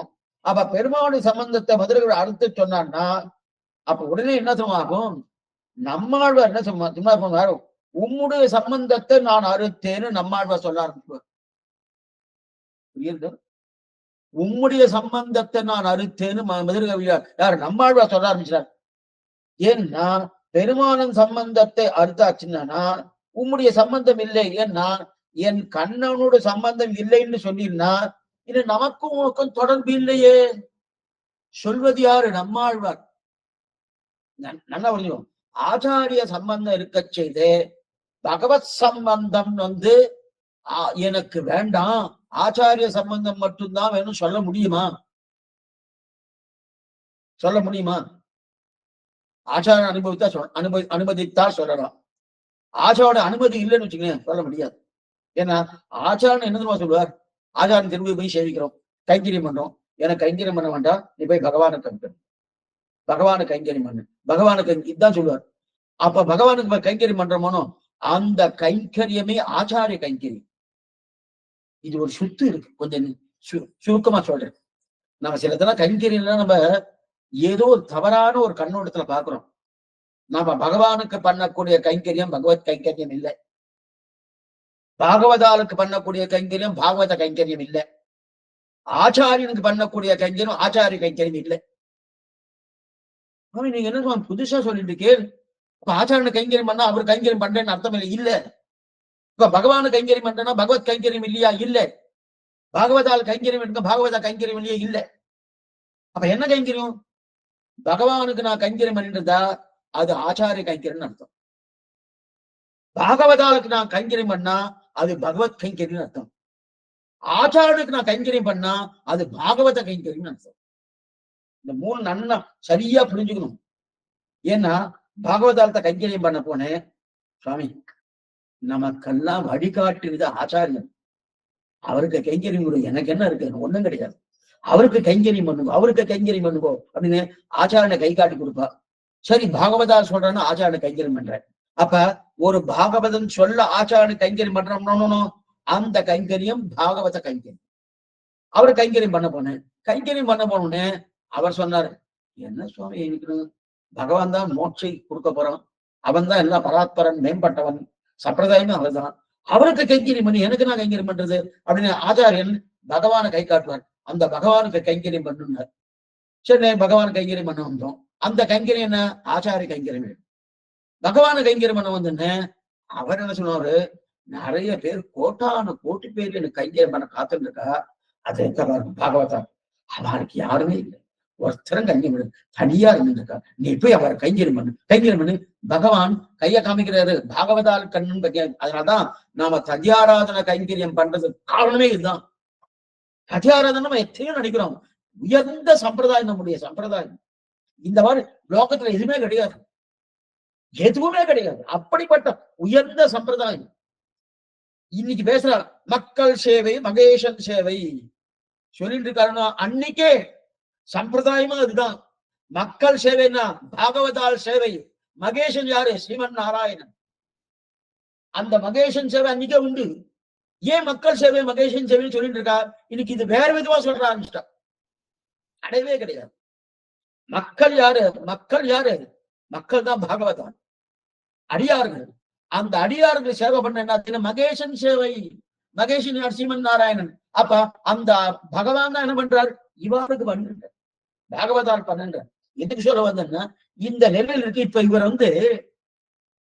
பகவானுக்கு கைங்கரியம் வேண்டாம், அந்த ஆச்சாரனு கைங்கரியம் பண்ணான்னு மதுரகவி ஆழ்வாருடைய எண்ணம். அதனால என்னப்பன்னு சொல்லு, அவரப்பன்னு சொல்லணும், சொல்லாம என்னப்பன்னு சொல்லிட்டாரு. சொன்ன உடனே ஏன் சொன்னாரு நம்ம உடனே கேள்வி கேட்டோம். சொல்லலைன்னா என்ன ஆகுன்னா அப்ப சம்பந்தத்தை அர்த்தம்டான்னு அர்த்தம். பகவானோட சம்பந்தத்தை அர்த்தம் ஆச்சாரியன் ஒத்துக்கவே மாட்டார். எனக்கு பகவானுக்கு இருந்து சம்பந்தம் இல்லை, எல்லாம் நீர் தான் அப்படின்னு நம்ம ஆச்சாரனை போய் பேசினோம்னா அவரை ஒத்து பண்ணா உன் சம்பந்தம் எனக்கு கிடையாது. அப்ப என்ன? பகவத் சம்பந்தம் இருக்கணும். ஆனா அந்த பகவத் சம்பந்தம் ஆச்சாரிய சம்பந்தம் துவாரா இருக்கணும். ஸ்ரீவத்திரமூர்த்தி ரொம்ப நாளா தெரிஞ்சுக்கணும். இப்ப ஆச்சாரிய சம்பந்தம் துவாரா. ஏன்னா எனக்கு பகவான் யார தெரியாது, தெரிஞ்ச அவர் கை காட்டினார், இவர் தான்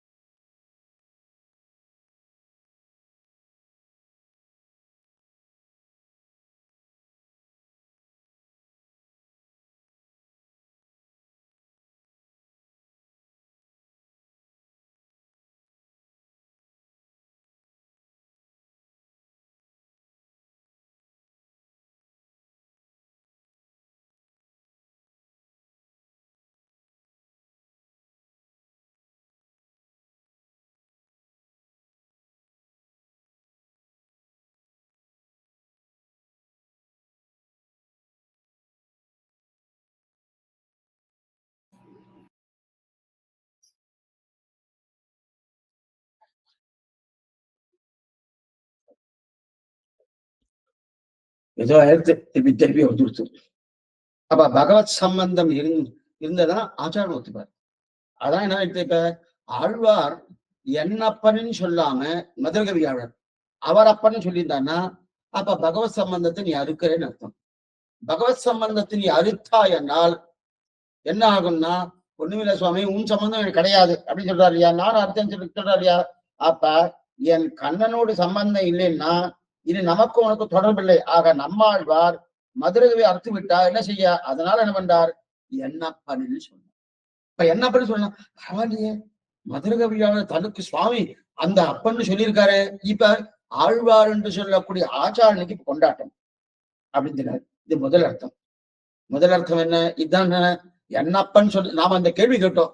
அது என்னமா சுவாமி நீ சொல்லுவேன், ஆழ்வார் தானே உங்களுக்கு பிரதானம், ஆழ்வார் சேவிச்சுட்டான்னா சேவிச்சு என்னப்பன்னு சொல்லானா ஆழ்வார் அறுத்து விட்டு வரணும். அதனால என்னப்பன்னு சொன்னேன்னு முதல் அர்த்தம். இரண்டாவது அர்த்தம் சொல்லணும், பும்சாம் திருட்டு சித்தாபகாரினம். பும்சாம் திருட்டு சித்தாபகாரினம், இது ஸ்ரீராமாயண ஸ்லோகம். ரூபத்தாலும் ஔதாரியத்தாலும் குணத்தாலும் பார்ப்பவர்களுடைய மனத்தையும் கண்ணையும் ராமன் பறிக்கிறான். ரூபத்தாலும் ராமனை சேவிச்சால போதும், ஆயத்தாச்ச சுகுர்த்தாச்ச அப்படின்னு ஹனுமான் தெரிவிக்கிறார். ரூபத்தாலும் ஔதாரியம் கொடுக்கும் வள்ளல் தன்மை, அளம் புரிந்த நெடுந்தடைக்க கொடுக்கும் வள்ளல் தன்மை. குணம் ராமோ விக்கிரகான் தர்மகமன குணம் எத்தப்படி கூட குணங்கள், அப்படிப்பட்ட கல்யாண குணங்கள் பூர்வமா இருக்கு. அது மட்டும் இல்ல, ஒண்ணுமில்ல ராமனை படத்தை பாருங்க, பார்த்துட்டே இருக்கலாம், சேவிச்சுட்டே இருக்கலாம். சேவிச்சு முடிச்சுட்டியா சுவாமி, இல்லையே. அப்ப அத்தனை தூரம் நம்மளோட மனசையும் கண்ணையும் பறிக்கிறது இல்லையா, அந்த பறிக்கிறது யாரு, ராமன் தானே பறிக்கிறான். இது வால்மீகி ராமாயணத்துல ராமனை பத்தி சொல்லிட்டு, ஆனா இங்க எடுத்தது கண்ணனை பத்தி. பும்சாம் திருட்டு சித்தாபகாரினன்னு எடுத்தது வால்மீகி ராமாயணம். ராமனுக்காக இந்த வார்த்தை போட்டுக்காரு. ஆனா இங்க யாருக்கு எடுக்கிறா, கண்ணனுக்காக எடுத்திருக்காரு. என்ன சுவாமினா, கண்ணன் வேற இல்ல ராமன் வேற இல்ல. முதலவதான் ராமன், இரண்டாவது அவதாரம் கண்ணன் இல்லையா, ஒரே பெருமாளான முடியுது. இப்ப கண்ணனை பார்த்துட்டு பிறகு வெறுமனே போக விடாதான். நல்லா வரணும், கண்ணனை சேவிச்சார், சேவிச்ச உடனே வெறுமனே போக விடாதான். மதுரகவிகள் நம்மாழ்வாரை பார்க்கத்தான் போனார். நல்லா பாருங்க, மதுரகவி ஆழ்வார் நம்மாழ்வாரை பார்க்கத்தான் போனார்.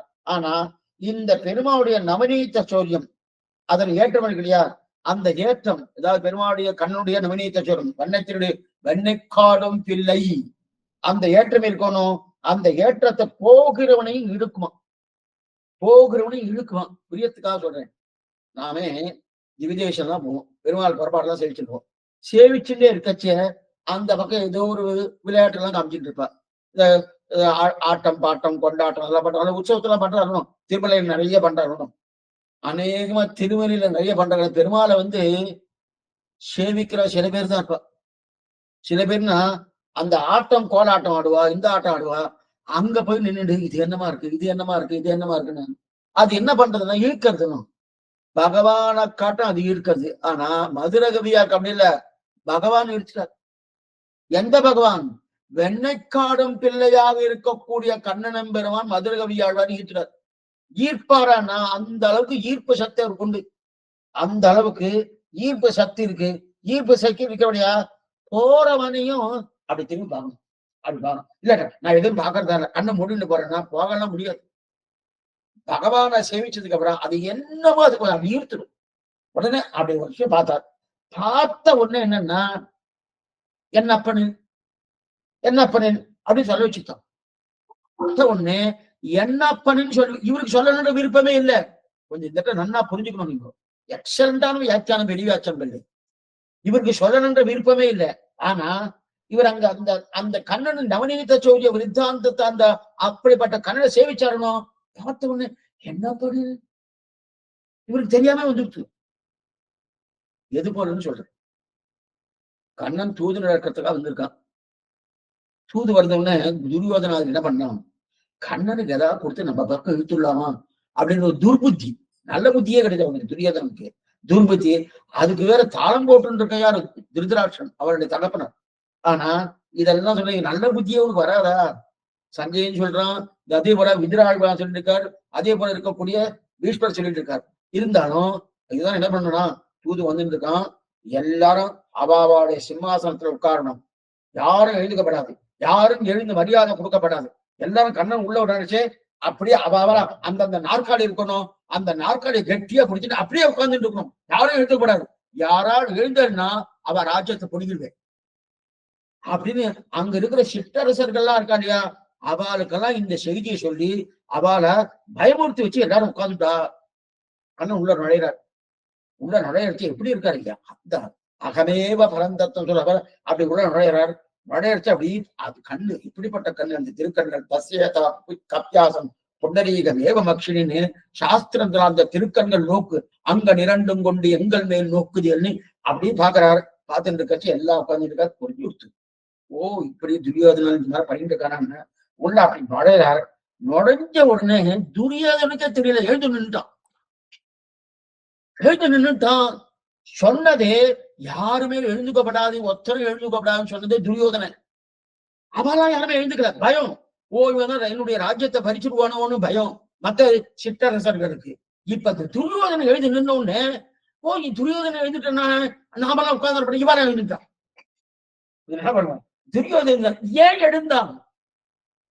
என்ன பண்ண அந்த கன்னடம் பெருமான் சரி ஒண்ணுமில்லை, விரோதி, சாமானியமான விரோதி. விரோதியால கூட பகவானுடைய திருமேனி ஈர்க்கப்படுறதுன்னா மதுரகவி ஆழ்வார் கேட்கணுமா? அந்த கண்ணனை சேவிச்ச உடனே என்னப்பனில் என்னப்பன்னு சொன்னாங்க. அப்ப அப்படின்னா இவர் அவர் அப்பனில் என்றுதான் சொல்லி இருக்கணும். ஏன்னா இவர் என்ன அவன் ஆபரணமனோ ஆணு வா திறந்தார் ஆயிடுச்சுன்னா அகார வாத்தின் தொழுத கையோடு அழுத கண்ணோடு நின்றது கண்ணில் படுறது பட்ட உடனே என்னன்னு இவர் கட்டுன்னு இருக்கார், கையை வர கூப்பிட்டு இருக்காரு. என்னைக்குமே பரத்வம் சௌலபியம் இந்த ரெண்டுத்துக்கும் போட்டு வந்துட்டா சௌலபியம் தான் ஜெயிக்கும். எளிமையான தன்மை, மிகவும் மேம்பட்ட தன்மை இருக்கட்டும் சுவாமி. எத்தனை எனக்காக எளிமையா வந்திருக்காரு. எத்திரம் எத்திரம் எத்திரம் அதெல்லாம் மோகித்தார். பத்துடை அடியவர் கெளியவன் பிறர்களுக்கு அரிய வித்தகன் மலர்மகள் விரும்பும் நம் மரும்பெறல் அடிகள் மற்றொரு கடவெண்ணை கலவினில் உறவிடையா புண்ணியத்தினம் அப்படின்னு மோகித்தார் இல்லையா. அதெல்லாம் இப்ப கண்ணில பாட்டுறது. ஓ கட்டுருக்கான், எப்படிப்பட்ட பராத்பரம் மேம்பட்டவன், அப்படிப்பட்ட என்னப்பன் எனக்காயுகளாய் என்னை பெற்றவளாய் பொன்னப்பன் மணியப்பன் முத்தப்பன் மின்னப்பன் மதுசூ திருவிண்ணகர் சேர்ந்தப்பன் தன் ஒப்பாரில் அப்பன் அப்படிப்பட்ட ஒப்பிலாத அப்பன் என்ன பண்ணிருக்காரு? வாயை திறந்து அழுதுன்னு இருக்கான், தொழுத கையோடு இருந்துட்டு இருக்கான், அழுத கண்ணோடு நின்று இருக்கான். இதெல்லாம் கண்ணுல படுறது யாரு? மதுரகவியாரு கண்ணுல படுறது. அந்த கண்ணுல பட்டணும் இந்த கண்ணும் மனசும் நேர என்னது பும்சாம் திருட்டு சித்தாபகான்னு சொல்லியிருக்காங்க. அப்படியே ஈர்த்தோடனே இவர் என்ன அவர் அப்பன்னு சொல்லணும் வாயை திறந்தார். ஆனா தன்னையே அறியாம வாய் பிறண்டு போய் என்ன எடுத்து என்னப்பனில் பாடிட்டார்.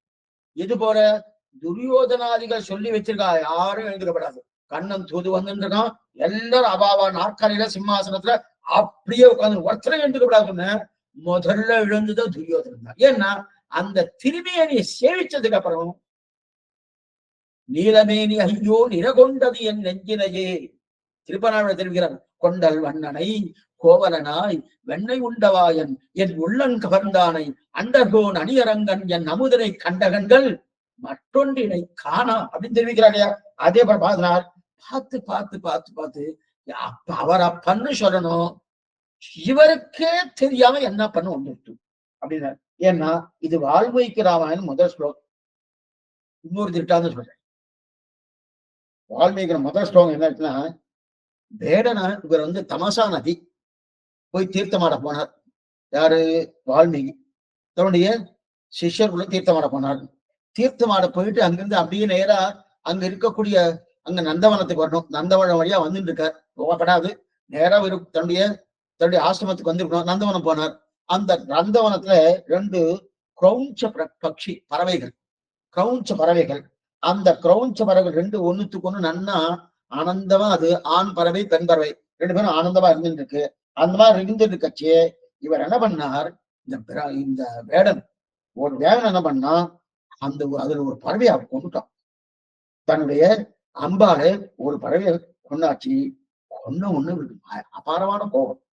ஓ, என்னமா அந்த கிரௌஞ்ச பறவைகள் ஆனந்தமா இருந்திருக்கு, அந்த ஆனந்தத்தை ஒண்ணுங்கிறாய் இந்த வேடன் பார்த்து பண்ணிட்டானே அப்படின்னு சொல்லிட்டு உடனே இருக்குன்னா முதல் ஸ்லோகம் அப்பதான் பாடுறாரு. அந்த வேடனை பார்த்து, ஏ வேடா, உனக்கு எல்லா அமங்கலங்களும் வரட்டும், உனக்கு எல்லா அமங்கலம் வரட்டும்னு சொல்லிட்டு உண்டாகுதுன்னு சொல்லிட்டார், சபிச்சுட்டார். வால்மீகி பகவான் சபிச்சுட்டார். சபிச்ச உடனே ஆனா அது என்ன எடுத்து சபிச்சுட்டு, ஓ, ராமாயணம் 24,000 ஸ்லோகம், அந்த 24,000 ஸ்லோகத்துல முதல் ஸ்லோகமே சபிக்கிற மாதிரி அமங்கலத்தை போல ஒரு ஸ்லோகம் பண்ணிட்டேன் வருத்தத்துல நேர மூலையில இருந்து உட்கார்ந்துட்டார். ஆசிரமத்துல வந்து மூலையில உட்கார்ந்துட்டார். உட்கார்ந்த உடனே பிரம்மா வரா. என்னாச்சு, ஏன் வருத்தப்பட்டு இருக்க? இல்ல இல்ல, இந்த மாதிரி அந்த வேடன் இந்த மாதிரி காரியம் பண்ணிட்டான், பண்ணபடியால அமங்கலமா வரணும்னா அவனுக்கு எல்லா அமங்கலமும் வரட்டும் சொல்லி மாற்றி சொல்லிட்டேன் அப்படின்னா, மானிஷாத பிரதிஷ்டாந்தம் ஸ்லோகம். மானிஷாத பிரதிஷ்டாந்தம், அந்த கிரௌஞ்ச பறவைகள் இருக்கு இல்லையா, அதுல அந்த மரத்துல அமர்ந்திருக்க செய்து வேடன் வந்து ஆண் பறவை அடிச்சுட்டான். ஆண் பறவை அடிச்சுட்டானோ, அதனால ஆண் பறவை துடிக்கிறது. உடனே வேடனே உனக்கு எல்லா அமங்கலமும் நல்லதெல்லாம் போட்டு அமங்கலம் வரட்டும் சொல்லி மானிஷாத அப்படின்னு சொல்லிட்டேன், இந்த மாதிரி சாபத்தை கொடுத்துட்டனே அப்படின்னு சொல்லி பேசுறார். பேசுனேன் வால்மீகி சொன்னார். சொன்னோன்னே பிரம்மா சொல்றார், ஒண்ணும் கவலைப்படாத வால்மீகி, ஒண்ணும் கவலைப்படாத. நான் தான் என்னுடைய ஆணையின் பேரிலே சரஸ்வதி தேவிலே உன் நாக்குல வந்து உட்கார்ந்துட்டு இந்த ஸ்லோகத்தை பாட வச்சிருந்தேன். இது வேற இருக்கு. நான் தான் என்னுடைய ஆணையின் பேரிலே, பிரம்மா சொல்றாரு, நான் தான் என்னுடைய ஆணையின் பேரிலேயே என்னுடைய தர்மபத்திரியாக இருக்கக்கூடிய சரஸ்வதி தேவியை உன்னுடைய திருநாக்குல வந்து உட்கார வச்சு இந்த மாதிரி பாட வச்சேன். சரி, இப்ப என்ன சொல்லுவாருன்னா, ஒண்ணுமில்ல, இந்த இது அமங்கலமான ஸ்லோகம் தான் நினைக்கிற? இல்ல, இது மங்களமான ஸ்லோகம். அப்படியா, இது மங்களமான ஸ்லோகம்? ஆமாம். பிரம்மா சொல்றாரு, மானிஷாத அப்படின்னு இருக்கு இல்லையா, மானிஷாத பிரதிஷ்டாந்தம், மானிஷாதன் இல்லையா, மாங்கிற சப்தத்தாலே பெரிய பிராட்டியார் சொல்றாங்க. மாங்கிற சப்தத்தால் பெரிய பிராட்டியார், மான்னா பெரிய பிராட்டியார். அது மட்டும் இல்ல, அந்த பெரிய பிராட்டியார் மா நிஷாதன், அந்த பெரிய பிராட்டியார் யாரு? அலர்மேல் மங்கை தாயார். அகலகில்லே நிறையவென்று அலர்மேல் மங்கை உரைமார்பான அலர்மேல் மங்கை தாயார். அந்த பெரிய நிஷாதன்னா அந்த அலர்மேல் மங்கை தாயார் பெருமாளுடைய திருமார்பிலை எழுதிருக்காரனோ, அவர் யாரு? ஸ்ரீனிவாச பெருமாள். அப்படிப்பட்ட ஸ்ரீனிவாச பெருமாள் பிரம்மனே ஸ்ரீனிவாசே அகில புவன ஜன்மஸ்தேவ பங்காதிலேயே வினத விவித பூதௌராக ரட்சைகதீஸ்தே ஸ்ருதிச்சிரதி விதித்தே பிரம்மனே ஸ்ரீனிவாசே தெரிவிக்கிறார். அந்த ஸ்ரீனிவாச பெருமாள் தான் அந்த திருமார்பில 2 மார்பிளைகள் இருக்காருன்னு பிராட்டி. அந்த பிராட்டி பல்லாண்டு பல்லாண்டு பல்லாண்டு இருப்பாள் அப்படின்னு சொன்ன மாதிரி அந்த ஸ்லோகத்தை மாத்திட்டார். சரி சுவாமி, அங்க சொன்ன 2 பறவை இருக்கணும். அந்த 2 பறவை என்னன்னா, அந்த 2 பறவை தான் ராமனும் சீதை. ராமனும் சீதை அந்த 2 பறவை. அந்த ராவணனை கொன்னாலே சீனிவாச பெருமா உனக்கு பல்லாண்டு பல்லாண்டு. ஏன்னா ராவணனை கொன்னாண்டியா என்ன அர்த்தம்? நீ வேட வந்த பட்சியை கொண்டாடணும். அப்ப அந்த சீனிவாச பெருமானை நீ பல்லாண்டு பல்லாண்டு 2 பறவை தான் ராவணன் சீதையும். அந்த ராவண சொன்னாலே சீனிவாச பெருமாளும் உனக்கு பல்லாண்டு பல்லாண்டு. ஆக வால்மீகி பாடினது வேடனுக்கு அமங்கலாக உண்டாகுக என்று. ஆனால் இதை என்ன பண்ணாரு? வேடனையே சீனிவாச பெருமாளாக கொண்டு மாயங்கிற சப்தத்தை அர்த்தத்தை மாற்றி மா சப்தத்துக்கு மகாலட்சுமி என்று எழுந்தள்ள. சம்ஸ்கிருத பாஷையை ஒரு பணக்கார பாஷை, என்ன வேணா மாத்தி மாத்தி மாத்தி போட்டு அதுக்குண்டான அர்த்தம் பண்ணிடல. அதனாலதான் வேதம் ஒண்ணுதான், ஆனா 3 விதமான கருத்துக்கள் வந்திருக்கணும். துவைத்தம், அத்வைத்தம், விசிஷ்டாத்வைத்தம் அப்படின்னு கருத்துக்கள் வந்திருக்கு. ஏன்னா அவாவா தங்கள் அப்ப நம்மள்தான் தப்பா சுவாமின்னா, நம்மள்தான் சாஸ்திரம் என்ன சொல்லிட்டு. அதனால்தான் அது பூர்ணமா சரஸ்வதி தேவிய ஸ்ரீபாஷ்யங்கிற பேரை கொடுத்திருக்கா சுவாமி எம்பெருமனாருக்கு பாஷ்யக்காரன். இது சொல்லுவாங்க. அப்ப மகாராஷ்டிர பிராட்டி எழுந்தருளிக்க திருமார்பு உடைய சீனிவாசனே உங்களுக்கு எல்லா மங்களமும் உண்டாகட்டும் பிரம்மா சொல்கிறார். இது வால்மீகி ரொம்ப ஆச்சரியம். ஓ, நான் தப்பா எழுதினேன், நான் ஏதோ தப்பா சொன்னேன், நீர் மாத்திட்டேன்னா உன் நாட்டுல நான் தானே இந்த சரஸ்வதி உட்கார வச்சேன் அப்படின்னு சொன்னாரு. அதே போல இவர் என்னன்னா அவர் அப்பனில் தான் சொல்லியிருக்கணும். இதெல்லாம் வந்திருக்க இந்த மதுரை கவியார் என்ன சொல்லிருக்கணும்? அவர் அப்பனில் தான் சொல்லணும் பாடம் வந்தார். அவசரமா இவருக்கு தன்னை அறியாமல் என்ன பண்றாரு? என்ன பணில் பாடுறாரியா? அவ என்ன பணில் அப்படின்னு பாடுற. இப்ப என்ன பணில் வந்தது காரணம் என்ன? ரெண்டு காரணம். ஒண்ணு, அவரப்பன்னு சொன்னா முதல்ல ஆழ்வார், ஓ என் பெருமாளை தனியா வச்சுட்டியனோ, அப்ப உங்களுக்கு பெருமாள் சம்பந்தம் இல்லைன்னு எனக்கு ஒண்ணு சம்பந்தம் இல்லைன்னு சொல்லுவாரு பயம். அதனால என்ன பண்ணி சொன்னார். ரெண்டாவது சொன்னார், இல்ல இல்ல, அந்த கண்ணனுடைய சேட்டிதங்கள், அந்த கட்டுண்ட பண்ண இருக்கக்கூடிய அந்த நிலையை பார்த்தார், அழுத கண்ணீர் பார்த்தார், இதெல்லாம் பார்த்தேன்னு ஒரு நிமிஷம் மனசு போயிடுத்து, கண்ணன்ட்ட போயிடுத்து. போன உடனே இவரை அறியாம என்ன பண்ணார், அவரப்பன் தான் இவருக்கு அப்ப ஞாபகம் வச்சுட்டு இருக்காரு, ஞாபகம் வச்சுட்டு இருக்க செய்தேயே என்ன பண்ணு அப்படின்னு சொன்னார். என்ன பண்ணில் அது வரைக்கும். அதுக்கப்புறம் நன்னி தென்குருகூல், என்ன பண்ணி நன்னி வியாக்கியானத்தில் நன்னி பகவத் விஷயத்தில் நின்றும் ஆழ்வார் பக்கரிலே கெட்டி சப்தாதி விஷய பிராபஞ்சங்களை விட்டு பகவத் விஷயத்தை கிட்டுகள் உண்டான அருமை போரும் பிரதமாதியான பகவத் விஷயத்தை விட்டு புருஷார்த்தத்தில் சரமாவதியான ததிய சத்திரத்தை கிட்டுகை சப்தாதி விஷயங்களை விடலாம். அதில் தோஷதர்சத்தாலே இங்கு அங்கனொரு தோஷங்களாக விரைகில்லையாலே இது அதிலும் அரிது அப்படின்னு தெரிவிக்கிறார். இப்ப என்னப்பனில் நன்னின்னு இருக்கார். இந்த இடத்துல நன்னி என்ற சொல் எதிர்த்து வச்சுருக்கார். நன்னி அப்படின்னு இருக்கு, நன்னிக்கு உண்டான அர்த்தம் பெயர்க்குள்ள பார்ப்போம். அப்ப என்னப்பனில் நன்னி அப்படின்னா இந்த இடத்துல வரும்போது கண்ணினம் சிறுத்தாமினால் கட்டுண்ண பண்ணிய பெருமாய் என்னப்பனில் தென்குருகூர் நம்பி என்ற கால் அன்னிக்கும் அமுதோறும் என்னாவுக்கே. பாட்டு இப்படி இருந்தாலும் சரியா அர்த்தம் வந்துடும். அப்ப நன்னிங்கிற சப்தம் தேவையே இல்லை. இந்த மாதிரிலாம் சொல்லுவாருன்னா ஏன் அந்த நன்னிக்கு பிராதானியம் கொடுத்து எடுத்திருக்காருன்னு அது தெரியறதுக்காக தான் இந்த மாதிரி பேசுறாரு. கண்ணினும் சிரித்தாமினால் கட்டுண்ண பண்ணிய பெருமாய் என்னப்பனில் நன்னி விட்டுப்போ தென்குருவூர் நம்பி என்ற கால் அன்னிக்கு அமுதோறும் என்னாவுக்கேன்னு இல்லையா. அப்ப நன்னி என்ற சப்தத்தை எடுத்தாலும் பாட்டுக்கு அதே அர்த்தம் தான் இருக்கு. அப்ப எதுக்காக சொல்ல நன்னி சப்தம் தேவையில்லையே. அதாவது என்னப்பனில் என் அப்பனை காட்டினும் தென்குருகூர் நம்பி என்று சொன்னால், அப்ப நன்னி என்கிற சப்தம் என்ன தெரியுமா அர்த்தம்? நன்னி என்று அருமையை குறிக்கும். நன்றி என்ற சொல் அருமையை குறிக்கும். அப்படின்னா நம்பி என்ற என் அப்பனை காட்டினும் என் அப்பனில் என் அப்பனை காட்டிலும் அப்படின்னு வருது இல்லையா, அதுதான் நன்னி. அப்ப என் அப்பனை காட்டினும் தென்குருகூர் நம்பி என்ற கால் அன்னிக்கும் அமுதோறும் என்னாவுக்கு. பாட்டு நல்லதா இருக்கு. ஆக நன்னி என்ற சொல் அருமையை குறிக்கும். அருமை என்னன்னா துர்லபமான தன்மை. எண்ணப்பன் என்று சொல்ல வாயிடும். ஆனால் எண்ணப்பனில் நன்னி தென்குருகோ நம்பி என்ற அன்னிக்கும் அமுதம் என்னாவுக்கு என்பது தென்குருகூர் என்ற எடாது. ஏன் சுவாமி ஏன் வரனா, பகவான பாடுறதுக்கே வாய் வராத விஷயத்த ஒரு பாகவதனை பாட வாய் வருமா? பகவான பாடத்துக்கு வரலையே. இன்னைக்கு சரம பருவன் எட்டே பிரதம பருவன் எட்டே ரெண்டு வேற பின்னாடி வரப்போறது அங்கேயும் சொல்றேன். பிரதம பருவன் எட்டே பகவான சேவிக்கிறதுக்கே வாய் வராது போது ஒரு பாகவதனை பாட வருவாருன்னா வராது இல்லையா? அருமையிலும் அருமை. அதான் நன்னி சப்தத்துக்கு அதான் நன்னி சுவாமி என்னப்பனை விட்டுட்டு தென்குருகூர் நம்பிக்கு வந்திருக்கானா எவ்வளவு அருமை, எவ்வளவு ஒரு அருமைன்னு துர்லபத்திலும் துர்லபம். புரியத்துக்காசன் திருவள்ளிக்கேணி பார்சாதி சேரங்க ரங்கநாதன் தேவப்பெருமாள், அதே போல இவரு திருக்கணம சௌரி பெருமாள், மேலக்கோட்டை செல்லப்பிள்ளை சேமிச்சுட்டோம்னு அண்ணா சேமிச்சு வந்துடும். சுவாமி அங்க ஒரு ஆச்சாரன் இருக்காரு, இங்க ஒரு ஆச்சாரன் இருக்காரு, இங்க ஒரு ஆச்சாரன் இருக்காரு, சேமிச்சுட்டு வாங்க. எப்ப போனோம் சுவாமி? இப்ப போங்க. கொஞ்சம் எனக்கு நேரம் சரியா இல்லையே, இந்த டயத்துக்கு போலாமா, அந்த டயத்துக்கு போலாமா, என்ன கிடைக்கும், ஏதாவது கிடைக்குமா, இதெல்லாம் கேட்கறாங்க. அப்பதான் என்ன அவ்வளவு தூரம் ஆதரவு இல்லை. பெருமாள்னு சொன்னோடனே உடனே ஆதரவு வந்துடுறது. ஏன் ஆதரவு அதுன்னா, என்ன சுவாமி அவர்தான் எனக்கு கொடுக்குறாரு, எல்லாம் பண்றாரு இல்லையா, அப்படி வந்துடுறது இல்லையா. இப்ப இவர் மதுரகவி ஆழ்வார் நன்னி தென்குருகூர் நம்பி என்ற கால்றார் இல்லையா. அப்ப நம்பி நானு இங்க தென்குருகூர் நம்பி. அப்ப பகவத் விஷயத்தை காட்டிலும் பாகவத விஷயத்துக்கு வர்றது ரொம்ப துர்லபம். அதனால அருமையிலும் துர்லபத்திலும் சுதுர்லபம். அதனால்தான் நன்னிங்கிற சப்தத்தை போட்டார்.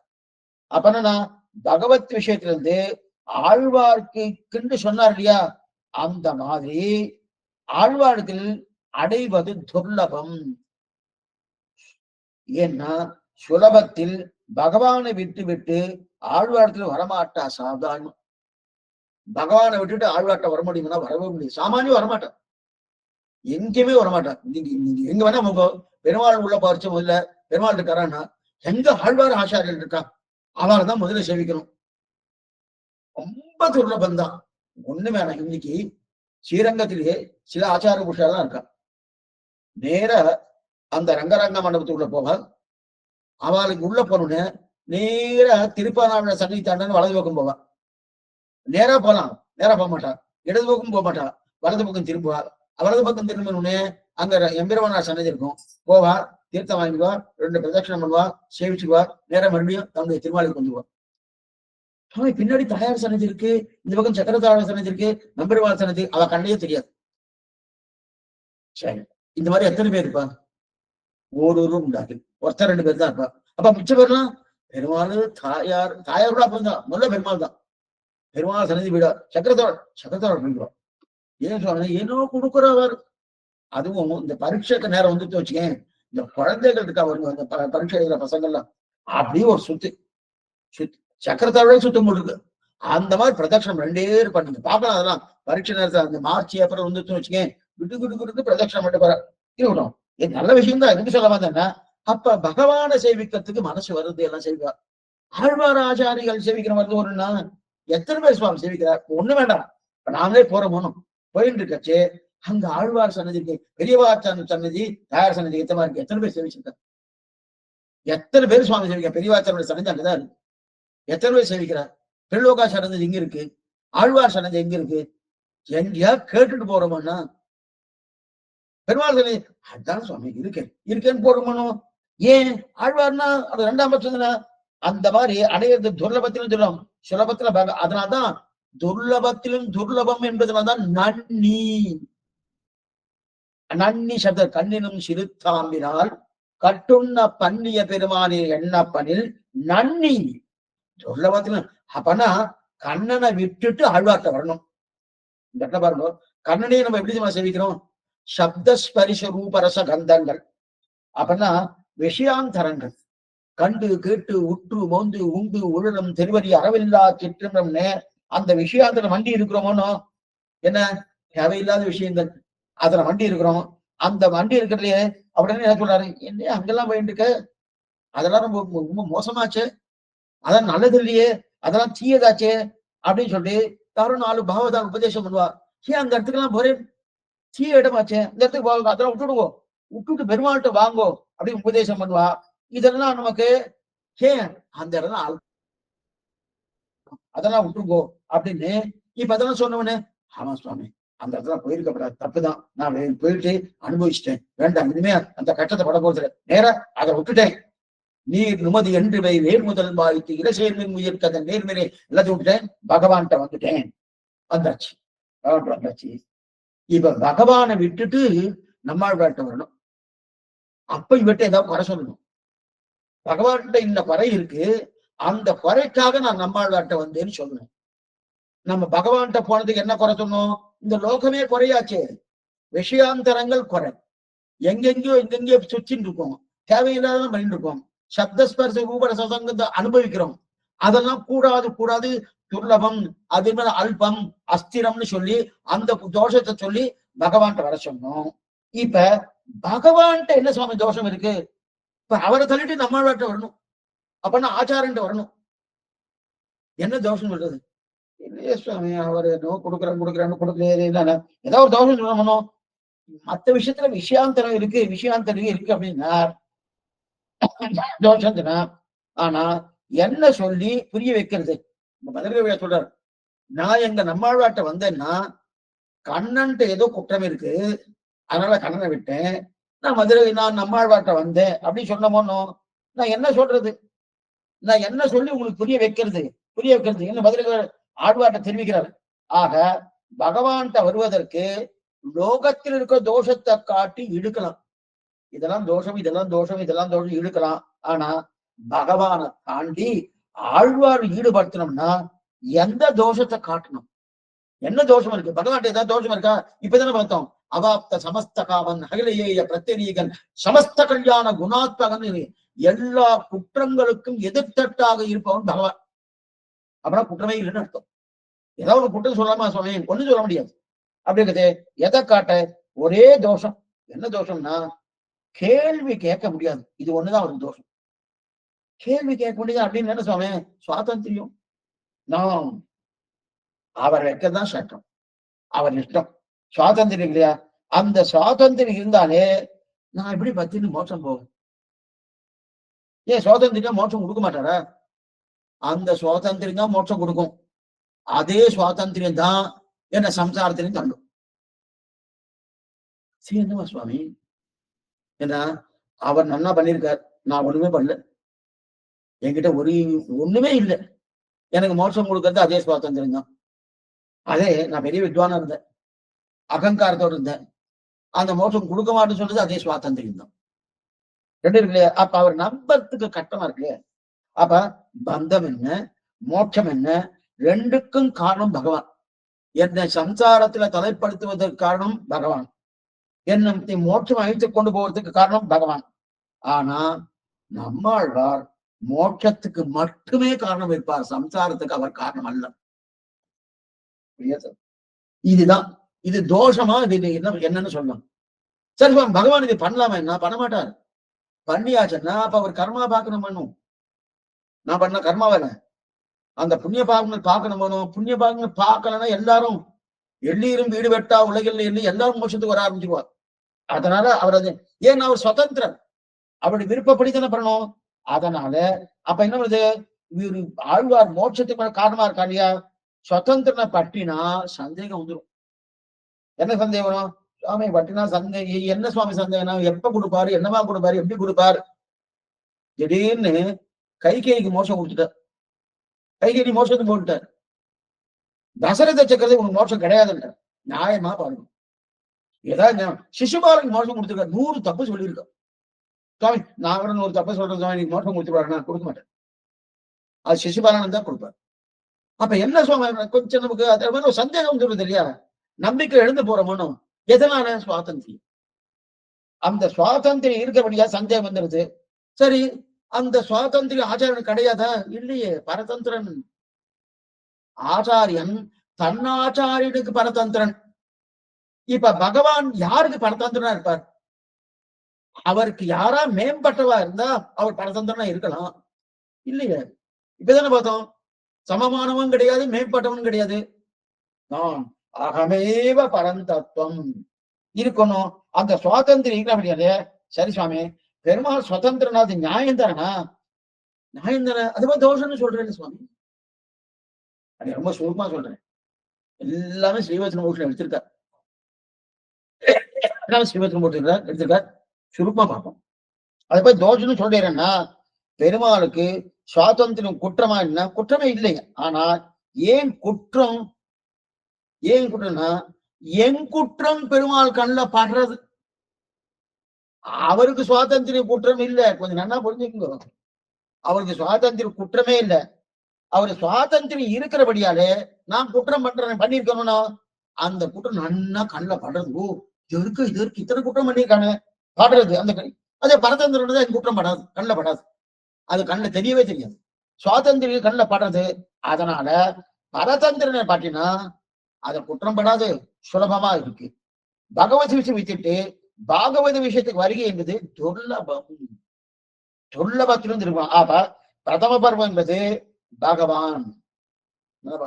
இப்ப நல்லா புரிஞ்சுக்கணும். ஏன் பகவானை விட்டுட்டு ஆச்சாரியனுக்கு வரும்? ஆழ்வார் மதுரகவி ஆழ்வார் ஏன் பகவானை விட்டுட்டு நம்மாழ்வார் வந்தாருன்னா சந்தேகம் இருக்கு. கொடுப்பாங்க. வைகுந்தம் போகும்போது மன்னவர் விதியன்னு ஆழ்வாரை பாடி இருக்கார். என்னைக்கோ மோட்சத்துக்கு வரும். ஆனா என்னைக்கு மாறி மாறி வளபிறப்பம் பிறந்த அடியை அடைந்து உள்ளம் தேறி ஈரலின்ப திருவில்லம் யான் மூழ்கினள். இந்த நிலை இருக்கணும். எனக்கு ஏதாவது இது ஆழ்வாரை பிரார்த்திக்கிறார். நாளேல் அறியேன் எனக்குள்ளன நாளும் நீலா அடிமை பணி செய்ய புகுந்தேன். எனக்கு ஒரு நாள் ஒண்ணு குறிச்சு கொடுக்கப்படாதா? பகவானை பார்த்து ஆழ்வார் நம்மாழ்வார் கேட்கிறார். சிவன் நாராயண பார்த்து எனக்கு ஒரு நாள் குறிச்சு கொடுக்கப்படாதா? இந்த நாள் உனக்கு மோட்சம் கொடுக்குறேன் ஆழ்வீர் வந்துடும், அந்த நாள் மோட்சத்துக்கு வந்துடும் சொல்லப்படாதா அப்படின்னு ஆழ்வார் கேட்கிறார். பெருமாள் என்ன சொல்ற? அந்த மாதிரிலாம் நான் நாள் குறிச்சது யாருக்குமே குறிச்சது கிடையாது. என்ன ஆழ்வீர் நீ புதுசா கேட்கறிய? ஓ நீ குறிச்சது கிடையாதா? பரதனுக்கு 14 வருஷங்கள் குறித்து கொடுத்திருக்காரு. சீதைக்கு 10 மாசம்னு கொடுத்து வச்சிருக்காரு. தேவகிக்கு 10 மாசம் 10 வருஷங்கள் குறிச்சு கொடுத்திருக்காரு. கோபிகைகளுக்கு சாயங்காலம் வந்துருன்னு குறிச்சு கொடுத்திருக்காரு. எனக்கு ஒரு நாள் குறிக்கப்படாது. இந்த சந்தேகம் இருக்கு. ஆச்சாரனை பத்தினா இரண்டாவது கண்ணு செலுத்தாமல்னா என்ன இதுல முடிஞ்சிட்டு ஆழ்வார் அனுகிரகம் நேச்சுக்கே கிடைச்சிட்டு. ஆனா பகவான் அனுகிரகம் கூவிக்கொள்ளும் காலம் இன்னும் குறுகாதோ, எப்ப கிடைக்க போறது எப்ப கிடைக்க போறது பாட்டு அப்படிதான் இருக்கு. மேவினேன் அவன் பொன்னடி மேமிய மேல பார்க்க பாருங்க. எனக்கு கிடைச்சிருந்த எனக்கு மதுரகவி ஆனந்தமா சொல்லிக்கிறாரு. ஆனா அந்த மதுரகவி ஆழ்வார் யார் திருவடியை பத்தினாரோ அந்த நம்மாழ்வார் இன்னும் எனக்கு கிடைக்கலையே எப்ப கிடைக்கும் கூவிக்கொள்ளும் காலம். இது பாருங்க, இது எப்படி இருக்கு பாருங்க. ஆச்சாரியனுக்கு இன்னும் கிடைக்கல. விளையாட்டா என்ன சொல்ற, சிஷ்யனுக்கு கிடைக்கிறது ஆச்சாரியன் கிடைக்கணும். ஆச்சாரியன் பத்தினது பகவான, சிஷ்யன் பத்தினது ஆச்சாரியன். தெரியுது சந்தேகம் அதான் தெரியும் அப்படி இருக்க செய்து. அதனால திரும்பிக்கிறாரியா ஆஹா சுதந்திரனா இருக்கிறதே சந்தேகம், பரதந்திரா தான் சந்தேகம் வராது அப்படின்னு தெரிவிக்கிறார். ஆச்சரியமா இன்னும் நிறைய வியாக்கியானங்கள் இருக்கு. இப்ப இருக்குன்னா என்னப்பனில் நன்னி வரைக்கும் பேசணும். அதுக்கப்புறம் தென்குருகூர் நந்தி என்ற கால அன்னைக்கும் வந்து எண்ணாவுக்குன்னு பார்க்கணும். அதற்கு மேற்கொண்டு நஞ்சியுடைய வியாக்கியானம் எல்லாமே சுருப்பம் தான் பார்க்க போறோம். அடி எனக்கு முதலில் உங்களுக்கு ஜாகிரதைப்படுத்தினேன். 4 வியாக்கியானங்கள் உண்டு. 4ல நம்பில்ல வியாக்கியானம் அநேகமா பார்க்க போறது இல்லை. ஏன்னா நம்பில்ல வியாக்கியானம் பெரிய வியாக்கியானம் அநேகமா ஒன்னாத்தான் இருக்கும். அடுத்து நஞ்சியோட வியாக்கியானம். இந்த பெரியவாச்சான்பில்ல வியாக்கியானத்துல எதெல்லாம் இல்லையோ அது எப்படி சுவாமி தெரியும்னா எங்க குருவாச்சாரிய தெரிவிச்சிருக்கார். அதை வச்சுட்டு சொல்லுவேன். மேற்கொண்டு இவரு அழகிய மணவாள பெருமான் நாயனர் அந்த வியாக்கியானம் அதையும் பார்க்க போறோம். ஆனா இது பெரிய விப்ளமான வியாக்கியானம் எதுன்னா இவரு அழகிய மணவாள பெருமான் நாயனர் தான் விப்ளமான. பெரியவாச்சான் பிள்ளை வியாக்கியானத்தோடு இன்னும் பெருசு. ஆனா அத்தனையும் பார்க்க போறது இல்லை. எதெல்லாம் பெரியவாச்சான் பிள்ளை சொல்லிட்டாரோ அதெல்லாம் பார்க்காம அவர் சொல்லாத சில விஷயத்தை என்ன உண்டு அதெல்லாம் பார்க்க வரும். மேற்கொண்டு நாளை காத்தாலும் ராமானுஜன் காலக்ஷன் 10 மணி போட்டு நாளை சாயங்காலம் இதே கண்ணி செலுத்தம் காலக்ஷன் உண்டு. ஆழ்வார் எம்பெருமானார்ஜிய திருவிழேசனம் ஆச்சாரியின் திருவிழேசனம் பகவதாரின் திருவடிகளே சரணம். சந்தேகம் எதா இருந்தால் அவசியம் கேட்கும்படி பிரார்த்திக்கிறேன்.